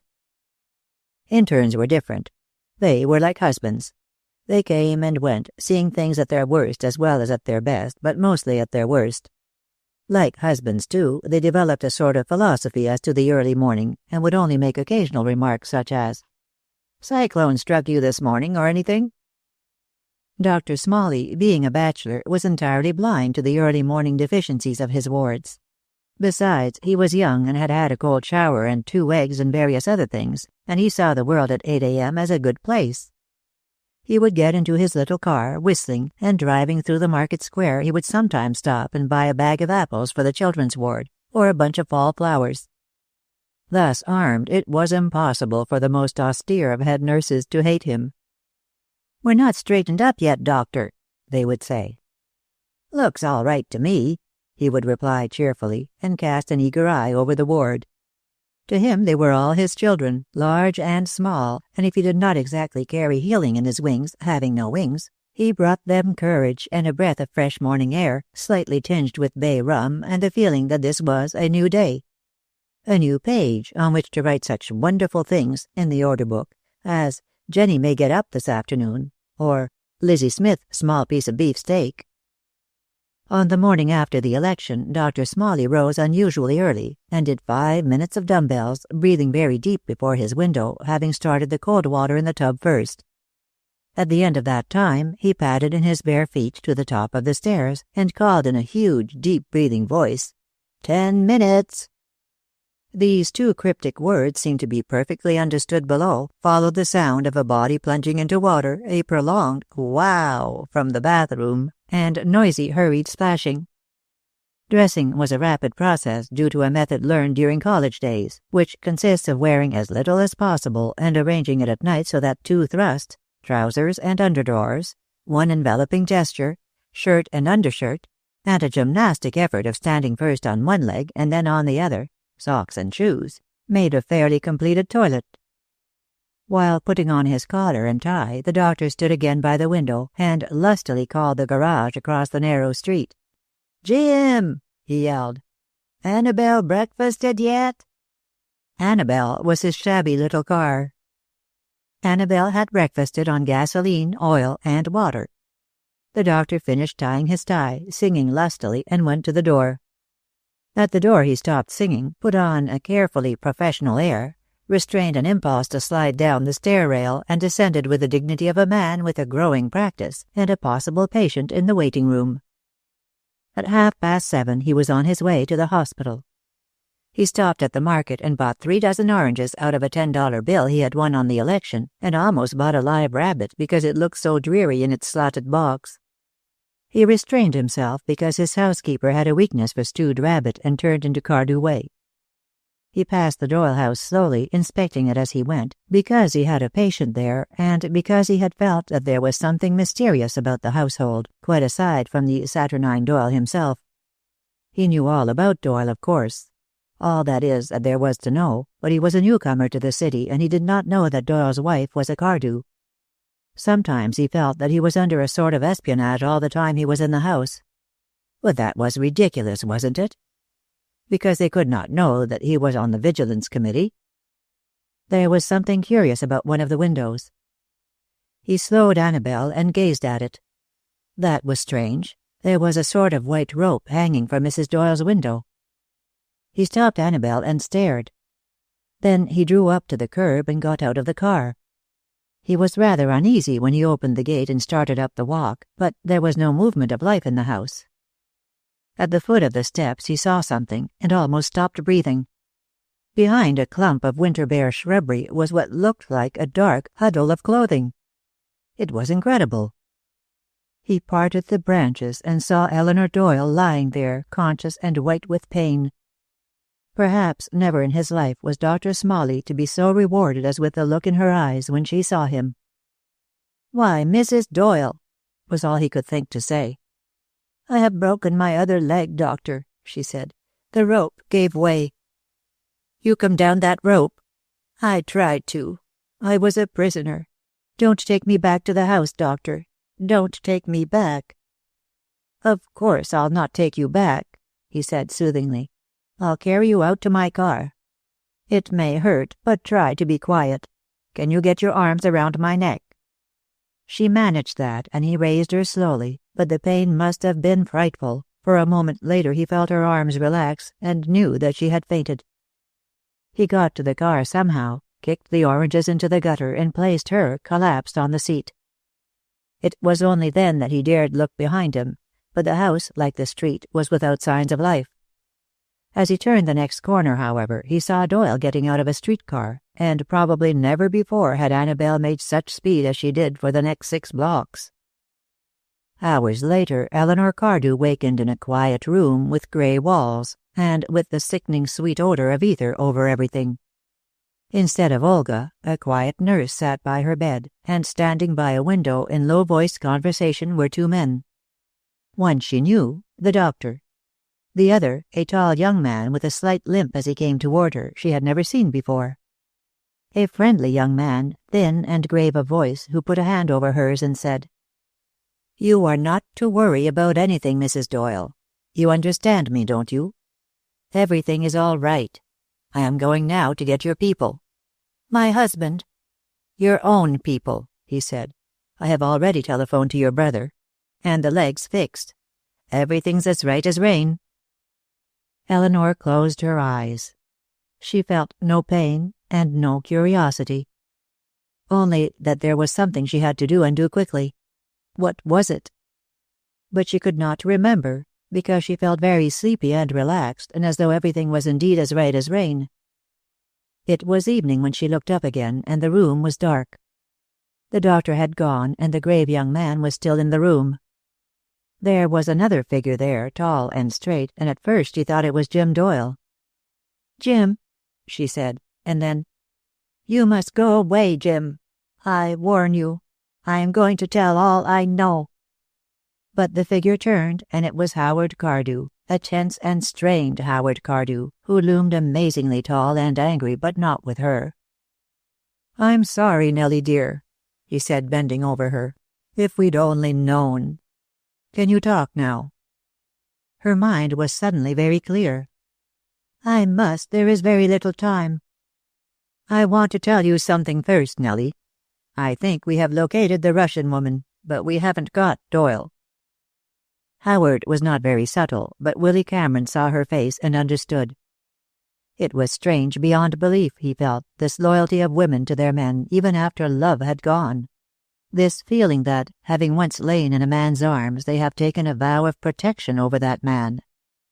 It was not so much that they were his as that he was theirs. Jim Doyle had made her a prisoner, had treated her brutally, was a traitor to her and to his country, but he had been hers. She was glad that he had got away. Chapter 47. It was dark when Howard Cardew and Willy Cameron left the hospital. Eleanor's information had been detailed and exact. Under cover of the general strike, the radical element intended to take over the city. On the evening of the first day of the strike, armed groups from the Revolutionary Party would proceed first to the municipal light plant, and, having driven out any employees who remained at their posts, or such volunteers as had replaced them, would plunge the city into darkness. Eleanor was convinced that following this would come various bomb outrages, perhaps a great number of them, but of this she had no detailed information. What she did know, however, was the dependence that Doyle and the other leaders were placing in the foreign element in the nearby mill towns and from 1 or 2 mining districts in the county. Around the city, in the mill towns, there were more than 40,000 foreign laborers. Subtract from that the loyal aliens, but add a certain percentage of the native-born element, members of seditious societies and followers of the Red Flag, and the Reds had a potential army of dangerous size. As an actual fighting force, they were much less impressive. Only a small percentage, she knew and told them, were adequately armed. There were a few machine guns and some long-range rifles, but by far the greater number had only revolvers. The remainder had extemporized weapons, bars of iron, pieces of pipe, farm implements, lances of wood tipped with iron and beaten out on home forges. They were a rabble, not an army, without organization and with few leaders. Their fighting was certain to be as individualistic as their doctrines. They had 2 elements in their favor only, numbers and surprise. To oppose them, if the worst came, there were perhaps 5,000 armed men, including the city and county police, the state constabulary, and the citizens who had signed the cards of the Vigilance Committee. The local post of the American Legion stood ready for instant service, and a few National Guard troops still remained in the vicinity. "What they expect," she said, looking up from her pillows with tragic eyes, "is that the police and troops will join them. You don't think they will, do you?" They reassured her, and after a time she slept again. When she wakened at midnight, the room was empty save for a nurse reading under a night lamp behind a screen. Eleanor was not in pain. She lay there, listening to the night sounds of the hospital, the watchman shuffling along the corridor in slippers, the closing of a window, the wail of a newborn infant far away. There was a shuffling of feet in the street below, the sound of many men, not marching but grimly walking, bent on some unknown errand. The nurse opened the window and looked out. "That's queer," she said. "About 30 men, and not saying a word. They walk like soldiers, but they're not in uniform." Eleanor pondered that, but it was not for some days that she knew that Pink Denslow and a picked number of volunteers from the American Legion had that night, quite silently and unemotionally, broken into the printing office where Doyle and Akers had met Cusick, and had, not so silently, but still unemotionally, destroyed the presses and about a ton of inflammatory pamphlets. Chapter 48.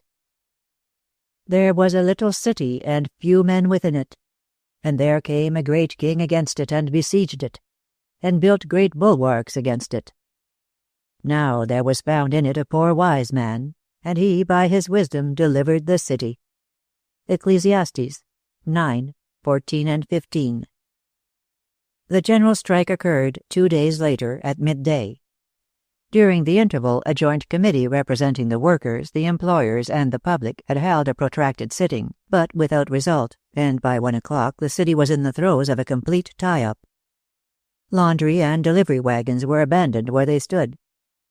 Some of the streetcars had been returned to the barns, but others stood in the street where the crews had deserted them. There was no disorder, however, and the city took its difficulties with a quiet patience and a certain sense of humor. Bulletins similar to the ones used in Seattle began to appear. "Strikers! The world is the workers for the taking, and the workers are the vast majority in society. Your interests are paramount to those of a small, useless band of parasites who exploit you to their advantage. You have nothing to lose but your chains, and you have a world to gain. The world for the workers. The world for the workers." There was one ray of light in the darkness, however. The municipal employees had refused to strike, and only by force would the city go dark that night. It was a blow to the conspirators. In the strange psychology of the mob, darkness was an essential to violence, and by 3 o'clock that afternoon the light plant and city water supply had been secured against attack by effectual policing. The power plant for the car lines was likewise protected, and at 5 o'clock a line of streetcars stalled on Amanda Street began to show signs of life. The first car was boarded by half a dozen youngish men, unobtrusively ready for trouble, and headed by a tall youth who limped slightly and wore an extremely anxious expression. He went forward and commenced a series of experiments with levers and brake, in which process incidentally he liberated a quantity of sand onto the rails. A moment later the car lurched forward and then stopped with a jerk. Willy Cameron looked behind him and grinned. The entire guard was piled in an ignoble mass on the floor. By 6 o'clock volunteer crews were running a number of cars and had been subjected to nothing worse than abuse. Strikers lined the streets and watched them, but the grim faces of the guards kept them back. They jeered from the curbs, but except for the flinging of an occasional stone they made no inimical move. By 8 o'clock it was clear that the tie-up would be only partial. Volunteers from all walks of life were in line at the temporary headquarters of the Vigilance Committee and were being detailed for police duty, to bring in the trains with the morning milk, to move streetcars and trucks. The water plant and the reservoirs were protected. Willy Cameron, abandoning his car after the homeward rush of the evening, found a line before the committee building which extended for blocks down the street. Troops had been sent for, but it took time to mobilize and move them. It would be morning before they arrived. And the governor, over the long-distance wire to the mayor, was inclined to be querulous. "We'll send them, of course," he said. "But if the strikers are keeping quiet, I don't know what the country's coming to." We're holding a conference here now. There's rioting breaking out all over the state." There was a conference held in the mayor's office that night. Cameron and Cardew and one or two others of the Vigilance Committee, 2 agents of the government Secret Service, the captains of the companies of state troops and constabulary, the chief of police, the mayor himself, and some representatives of the conservative element of organized labor. Quiet men, these last, uneasy and anxious, as ignorant as the others of which way the black cat, the symbol of sabotage and destruction, would jump. The majority of their men would stand for order, they declared, but there were some who would go over. They urged, to offset that reflection on their organization, that the proletariat of the city might go over too. But by midnight, it seemed as though the situation was solving itself. In the segregated district there had been a small riot, and another along the riverfront, disturbances quickly ended by the police and the volunteer deputies. The city had not gone dark. The bombs had not exploded. Word came in that by back roads and devious paths the most rabid of the agitators were leaving town. And before 2 o'clock, Howard Cardew and some of the others went home to bed. At 3 o'clock the Cardew doorbell rang, and Howard, not asleep, flung on his dressing gown and went out into the hall. Lily was in her doorway, intent and anxious. "Don't answer it, Father," she begged. "You don't know what it may be." Howard smiled, but went back and got his revolver. The visitor was Willy Cameron. "I don't like to waken you," he said, "but word has come in of suspicious movements at Baxter and Friendship, and 1 or 2 other places. It looks like concerted action of some sort." "What sort of concerted action?" "They still have 1 card to play. The foreign element outside hasn't been heard from. It looks as though the fellows who left town tonight have been getting busy up the river." "They wouldn't be such fools as to come to the city." "They've been made a lot of promises. They may be out of hand, you know." While Howard was hastily dressing, Willy Cameron waited below. He caught a glimpse of himself in the big mirror and looked away. His face was drawn and haggard, his eyes hollow, and his collar a wilted string.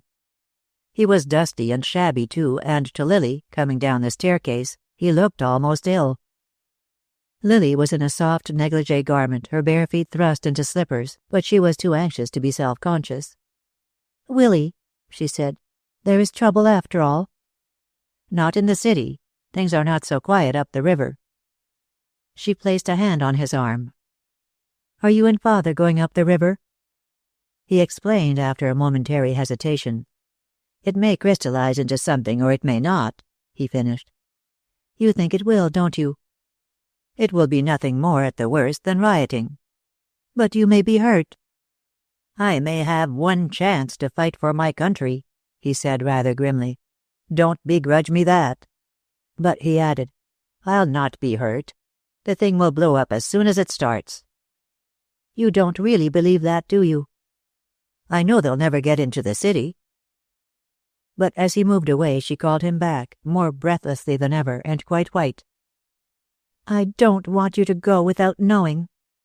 Willy, do you remember once that you said you cared for me?" "I remember." He stared straight ahead. "Are you all over that?" "You know better than that, don't you?" "But I've done so many things," she said wistfully.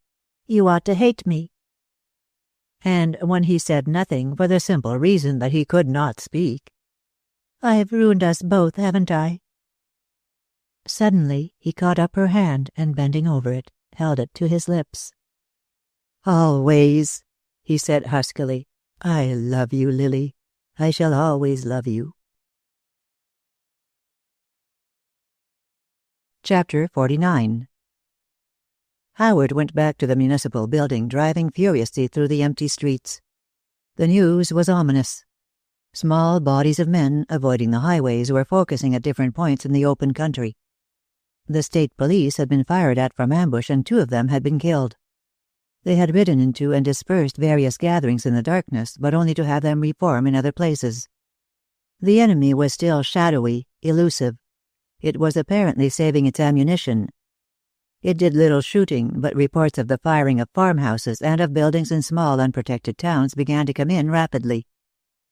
In a short time, the messages began to be more significant, indicating that the groups were coalescing and that a revolutionary army, with the city its objective, was coming down the river, evidently making for the bridge at Chester Street. "They've lighted a fire they can't put out," was Howard's comment. His mouth was very dry and his face twitching, for he saw behind the frail barrier of the Chester Street bridge the quiet houses of the city, the sleeping children. He saw Grace and Lily and Eleanor. He was among the first to reach the riverfront. All through the dawn, volunteers labored at the bridge head. Members of the Vigilance Committee, policemen and firemen, doctors, lawyers, clerks, shopkeepers, they looted the river wharves with willing and skillful hands. They turned coal wagons on their sides, carried packing cases and boxes, and under the direction of men who wore the Legion button, built skillfully and well. Willy Cameron toiled with the others.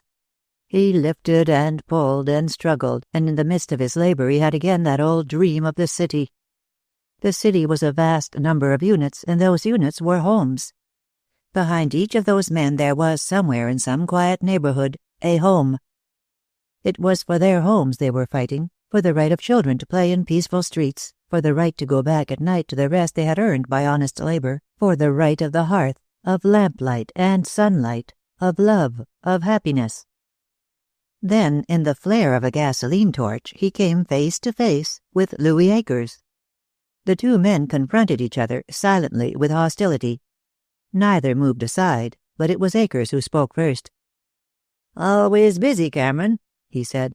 "What'd the world do without you, anyhow? Aren't you on the wrong side of this barricade?" "Smart as ever," Akers observed, watching him intently. "As it happens, I'm here because I want to be, and because I can't get where I ought to be." For a furious moment, Willy Cameron thought he was referring to his wife, but there was something strange in Akers' tone. "I could be useful to you fellows," he was saying, "but it seems you don't want help. I've been trying to see the mayor all night." "What do you want to see him about?" "I'll tell him that." Willy Cameron hesitated. "I think it's a trick, Akers." "All right. Then go to the devil." He turned away sullenly, leaving Willy Cameron still undecided.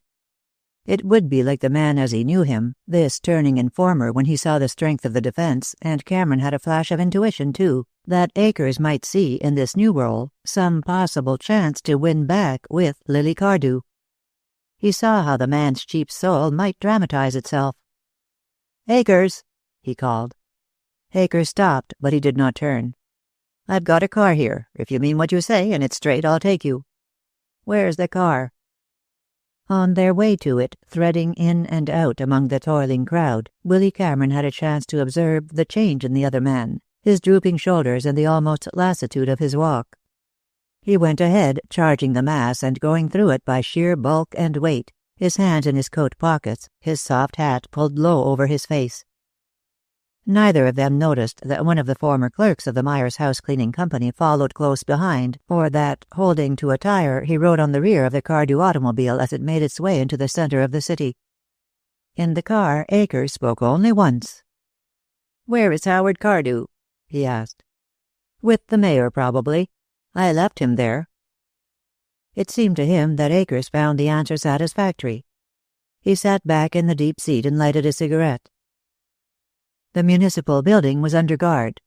Willy Cameron went up the steps and spoke to the sentry there. It was while his back was turned that the sharp crack of a revolver rang out, and he whirled, in time to see Louis Akers fall forward on his face and lie still. The shadowy groups through the countryside had commenced to coalesce. Groups of 20 became a rabble of 500. The 500 grew and joined other 500s. From Baxter alone, over 2,000 rioters, mostly foreigners, started out, and by daylight the main body of the enemy reached the outskirts of the city, a long, irregular line of laughing, jostling, shouting men, constantly renewed at the rear until the procession covered miles of roadway. They were of all races and all types. Individually they were, many of them, like boys playing truant from school, not quite certain of themselves, smiling and yet uneasy, not entirely wicked in intent. But they were shepherded by men with cunning eyes, men who knew well that a mob is greater than the sum of its parts, more wicked than the individuals who compose it, more cruel, more courageous. As it marched, it laughed. It was like a lion at play, ready to leap at the first scratch that brought blood. Where the streetcar line met the Friendship Road, the advance was met by the chief of police, on horseback and followed by a guard of mounted men, and ordered back. The van hesitated, but it was urged ahead, pushed on by the irresistible force behind it, and it came on no longer singing, but slowly, inevitably, sullenly protesting and muttering. Its good nature was gone. As the chief turned, his horse was shot under him. He took another horse from one of his guard, and they retired, moving slowly with drawn revolvers. There was no further shooting at that time, nothing but the irresistible advance. The police could no more have held the armed rabble than they could have held the invading hordes in Belgium. At the end of the street the chief stopped and looked back. They had passed over his dead horse as though it were not there. In the mill district, which they now had reached, they received reinforcements, justifying the judgment of the conference that to have erected their barricades there would have been to expose the city's defenders to attack from the rear. And the mill district suffered comparatively little. It was the business portion of the city toward which they turned their covetous eyes, the great stores, the hotels and restaurants, the homes of the wealthy. Pleased by the lack of opposition, the mob grew more cheerful. The lion played. They pressed forward, wanton and jeering, firing now and then at random, breaking windows as they passed, looting small shops which they stripped like locusts. Their pockets bulging and the taste of pillage forecasting what was to come, they moved onward more rapidly, shooting at upper windows or into the air, laughing, yelling, cursing, talking. From the barricades, long before the miles-long column came into view, could be heard the ominous far-off muttering of the mob. It was when they found the bridge barricaded on the far side, however, that the lion bared its teeth and snarled. Temporarily checked by the play of machine guns which swept the bridge and kept it clear for a time, they commenced wild, wasteful firing, from the bridgehead and from along the Cardew wharves. Their leaders were prepared, and sent snipers into the bridge towers, but the machine guns continued to fire. That the struggle would be on the bridge Doyle and his council had anticipated from the reports of the night before. They were prepared to take a heavy loss on the bridges, but they had not prepared for the thing that defeated them, that as the mob is braver than the individual, so also it is more cowardly. Pushed forward from the rear and unable to retreat through the dense mass behind that was every moment growing denser, a few hundred found themselves facing the steady machine gun fire from behind the barricades, and unable either to advance or to retire. Thus trapped, they turned on their own forces behind them, and tried to fight their way to safety, but the inexorable pressure kept on, and the defenders, watching and powerless, saw men fling themselves from the bridges and disappear in the water below, rather than advance into the machine gun zone. The guns were not firing into the rioters, but before them to hold them back, and into that leaden stream there were no brave spirits to hurl themselves. The trapped men turned on their own and battled for escape. With the same violence which had been directed toward the city, they now fought each other, and the bridge slowly cleared. But the mob did not disperse. It spread out on the bank across, a howling, frustrated, futile mass, disorganized and demoralized, which fired its useless guns across the river, which seethed and tossed and struggled, and spent itself in its own wild fury. And all the time, cool-eyed men on the wharves across watched and waited for the time to attack. "They're sick at their stomachs now," said an old army sergeant watching, to Willy Cameron. "The dirty devils. They'll be starting their filthy work over there soon, and that's the 0 hour." Willy Cameron nodded. He had seen one young Russian boy with a childlike face venture forward alone into the fire zone and drop. He still lay there, on the bridge. And all of Willy Cameron was in revolt. What had he been told, that boy, that had made him ready to pour out his young life like wine? There were others like him in that milling multitude on the river bank across, young men who had come to America with a dream in their hearts, and America had done this to them. Or had she? She had taken them in, but they were not her own, and now, since she would not take them, they would take her. Was that it? Was it that America had made them her servants, but not her children? He did not know. Robbed of the city proper, the mob turned on the mill district it had invaded. Its dream of lust and greed was over, but it could still destroy. Like a battle charge, as indeed it was, the mounted city and state police crossed the bridge. It was followed by the state troops on foot, by city policemen in orderly files, and then by the armed citizens. The bridge vibrated to the step of marching men going out to fight for their homes. The real battle was fought there, around the Cardew Mills, a battle where the Loyalists were greatly outnumbered, and where the rioters fought, according to their teaching, with every trick they could devise. Posted in upper windows, they fired down from comparative safety. Ambulances crossed and recrossed the bridges. The streets were filled with rioting men striking out murderously with bars and spikes. Fires flamed up and burned themselves out. In one place, 8 blocks of mill workers' houses with their furnishings went in a quarter of an hour. Willy Cameron was fighting like a demon. Long ago his reserve of ammunition had given out, and he was fighting with the butt end of his revolver. Around him had rallied some of the men he knew best, Pink and Mr. Hendricks, Dr. Smalley, Dan and Joe Wilkinson, and they stayed together as, street by street, the revolutionists were driven back. There were dead and wounded everywhere, injured men who had crawled into the shelter of doorways, and sat or lay there nursing their wounds. Suddenly, to his amazement, Willy saw old Anthony Cardew. He had somehow achieved an upper window of the mill office building, and he was showing himself fearlessly, a rifle in his hands. In his face was a great anger, but there was more than that. Willy Cameron, thinking it over later, decided it was perplexity. He could not understand. He never did understand. For other eyes also had seen old Anthony Cardew. Willy Cameron, breasting the mob and fighting madly toward the door of the building, with Pink behind him, heard a cheer and an angry roar, and, looking up, saw that the old man had disappeared. They found him there later on, the rifle beside him, his small and valiant figure looking, with eyes no longer defiant, toward the heaven which puts, for its own strange purpose, both evil and good into the same heart. By 11 o'clock, the revolution was over. Sodden groups of men, thoroughly cowed and frightened, were on their way by back roads to the places they had left a few hours before. They had no longer dreams of empire. Behind them they could see, on the horizon, the city itself, the smoke from its chimneys, the spires of its churches.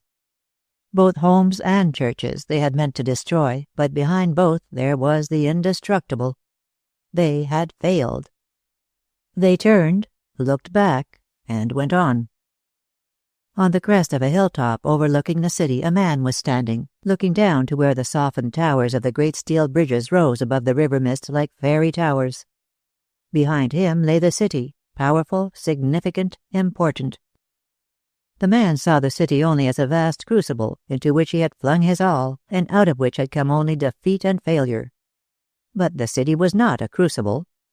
The melting pot of a nation is not a thing of cities, but of the human soul. The city was not a melting pot. It was a sanctuary. The man stood silent and morose, his chin dropped on his chest, and stared down.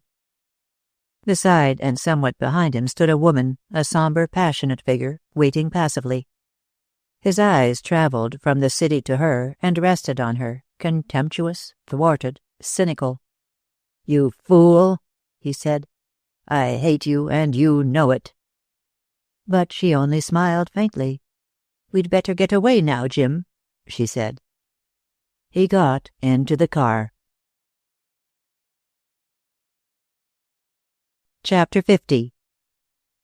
Late that afternoon, Joe Wilkinson and Dan came slowly up the street toward the Boyd house.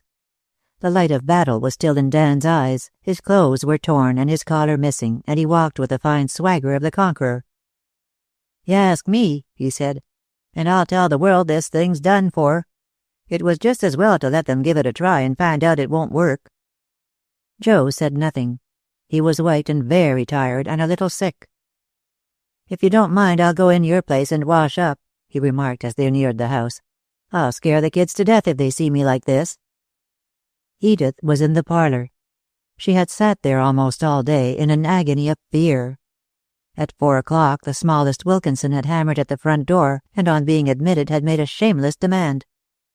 "Bed and thugger," she had said, looking up with an ingratiating smile. "You little beggar." "Bed and thugger." Edith had got the bread and sugar, and having lured the baby into the parlor, had held her while she ate, receiving now and then an exceedingly sticky kiss in payment. After a little the child's head began to droop, and Edith drew the small head down onto her breast. She sat there, rocking gently, while the chair slowly travelled according to its wont about the room. The child brought her comfort. She began to understand those grave rocking figures in the hospital ward, women who sat with eyes that seemed to look into distant places with a child's head on their breasts. After all, that was life for a woman. Love was only a part of the scheme of life, a means to an end, and that end was the child. For the first time she wished that her child had lived. She felt no bitterness now, and no anger. He was dead. It was hard to think of him as dead, who had been so vitally alive. She was sorry he had had to die, but death was like love and children. It was a part of some general scheme of things. Suppose this had been his child she was holding. Would she so easily have forgiven him? She did not know. Then she thought of Willy Cameron. The bitterness had strangely gone out of that too. Perhaps vaguely she began to realize that only young love gives itself passionately and desperately when there is no hope of a return, and that the agonies of youth, although terrible enough, pass with youth itself. She felt very old. Joe found her there, the chair displaying its usual tendency to climb the chimney flue, and stood in the doorway looking at her with haunted, hungry eyes. There was a sort of despair in Joe those days, and now he was tired and shaken from the battle. "I'll take her home in a minute," he said, still with the strange eyes. He came into the room, and suddenly he was kneeling beside the chair, his head buried against the baby's warm, round body. His bent shoulders shook, and Edith, still with the maternal impulse strong within her, put her hand on his bowed head. "Don't, Joe." He looked up. "I loved you so, Edith." "Don't you love me now?" "God knows I do. I can't get over it. I can't. I've tried, Edith." He sat back on the floor and looked at her. "I can't," he repeated. "And when I saw you like that just now with the kid in your arms, I used to think that maybe you and I—" "I know, Joe. No decent man would want me now." She was still strangely composed, peaceful, almost detached. "That," he said, astonished. "I don't mean that, Edith. I've had my fight about that and got it over. That's done with. I mean—" He got up and straightened himself. "You don't care about me." "But I do care for you. Perhaps not quite the way you care, Joe, but I've been through a lot. I can't seem to feel anything terribly. I just want peace." "I could give you that," he said eagerly. Edith smiled. Peace in that noisy house next door, with children and kittens and puppies everywhere. And yet it would be peace after all, the peace of the soul, the peace of a good man's love. After a time, too, there might come another peace, the peace of those tired women in the ward, rocking. "If you want me, I'll marry you," she said very simply. "I'll be a good wife, Joe, and I want children. I want the right to have them." He never noticed that the kiss she gave him over the sleeping baby was slightly tinged with granulated sugar. Chapter 51. Old Anthony's body had been brought home and lay in state in his great bed. There had been a bad hour. Death seemed so strangely to erase faults and leave virtues. Something strong and vital had gone from the house, and the servants moved about with cautious, noiseless steps. In Grace's boudoir, Howard was sitting, his arms around his wife, telling her the story of the day. At dawn he had notified her by telephone of Acre's murder. "Shall I tell Lily?" she had asked, trembling. "Do you want to wait until I get back?" "I don't know how she will take it, Howard. I wish you could be here anyhow." But then had come the battle and his father's death, and in the end it was Willy Cameron who told her. He had brought back all that was mortal of Anthony Cardew, and having seen the melancholy procession up the stairs, had stood in the hall, hating to intrude but hoping to be useful. Howard found him there, a strange, disheveled figure bearing the scars of battle, and held out his hand. "It's hard to thank you, Cameron," he said. "You seem to be always about when we need help. And," he paused, "we seem to have needed it considerably lately." Willy Cameron flushed. "I feel rather like a meddler, sir." "Better go up and wash," Howard said. "I'll go up with you." It happened, therefore, that it was in Howard Cardew's opulent dressing-room that Howard first spoke to Willy Cameron of Acre's death, pacing the floor as he did so. "I haven't told her, Cameron." He was anxious and puzzled. "She'll have to be told soon, of course. I don't know anything about women. I don't know how she'll take it. She has a great deal of courage. It will be a shock, but not a grief. But I have been thinking—" Willy Cameron hesitated. "She must not feel any remorse," he went on. "She must not feel that she contributed to it in any way. If you can make that clear to her—" "Are you sure she did not?" "It isn't facts that matter now. We can't help those. And no one can tell what actually led to his change of heart. It is what she is to think the rest of her life." Howard nodded. "I wish you would tell her," he said. "I'm a blundering fool when it comes to her. I suppose I care too much." He caught rather an odd look in Willy Cameron's face at that, and pondered over it later. "I will tell her if you wish." And Howard drew a deep breath of relief. It was shortly after that he broached another matter, rather diffidently. "I don't know whether you realize it or not, Cameron," he said, "but this thing today might have been a different story if it had not been for you. And don't think I'm putting this on a reward basis. It's nothing of the sort. But I would like to feel that you were working with me. I'd hate like thunder to have you working against me," he added. "I am only trained for one thing. We use chemists in the mills." But the discussion ended there. Both men knew that it would be taken up later at some more opportune time, and in the meantime both had one thought: Lily. So it happened that Lily heard the news of Louis Acre's death from Willy Cameron. She stood straight and erect, and heard him through, watching him with eyes sunken by her night's vigil and by the strain of the day. But it seemed to her that he was speaking of someone she had known long ago in some infinitely remote past. "I am sorry," she said when he finished. "I didn't want him to die. You know that, don't you? I never wished him. Willy, I say I'm sorry, but I don't really feel anything. It's dreadful." Before he could catch her, she had fallen to the floor, fainting for the first time in her healthy young life. An hour later, Mademoiselle went down to the library door. She found Willy Cameron pacing the floor, a pipe clenched in his teeth, and a look of wild despair in his eyes. Mademoiselle took a long breath. She had changed her viewpoint somewhat since the spring. After all, what mattered was happiness. Wealth and worldly ambition were well enough, but they brought one, in the end, to the thing which waited for all in some quiet upstairs room, with the shades drawn and the heavy odors of hothouse flowers over everything. "She is all right, quite, Mr. Cameron," she said. "It was but a crisis of the nerves, and to be expected. And now she demands to see you."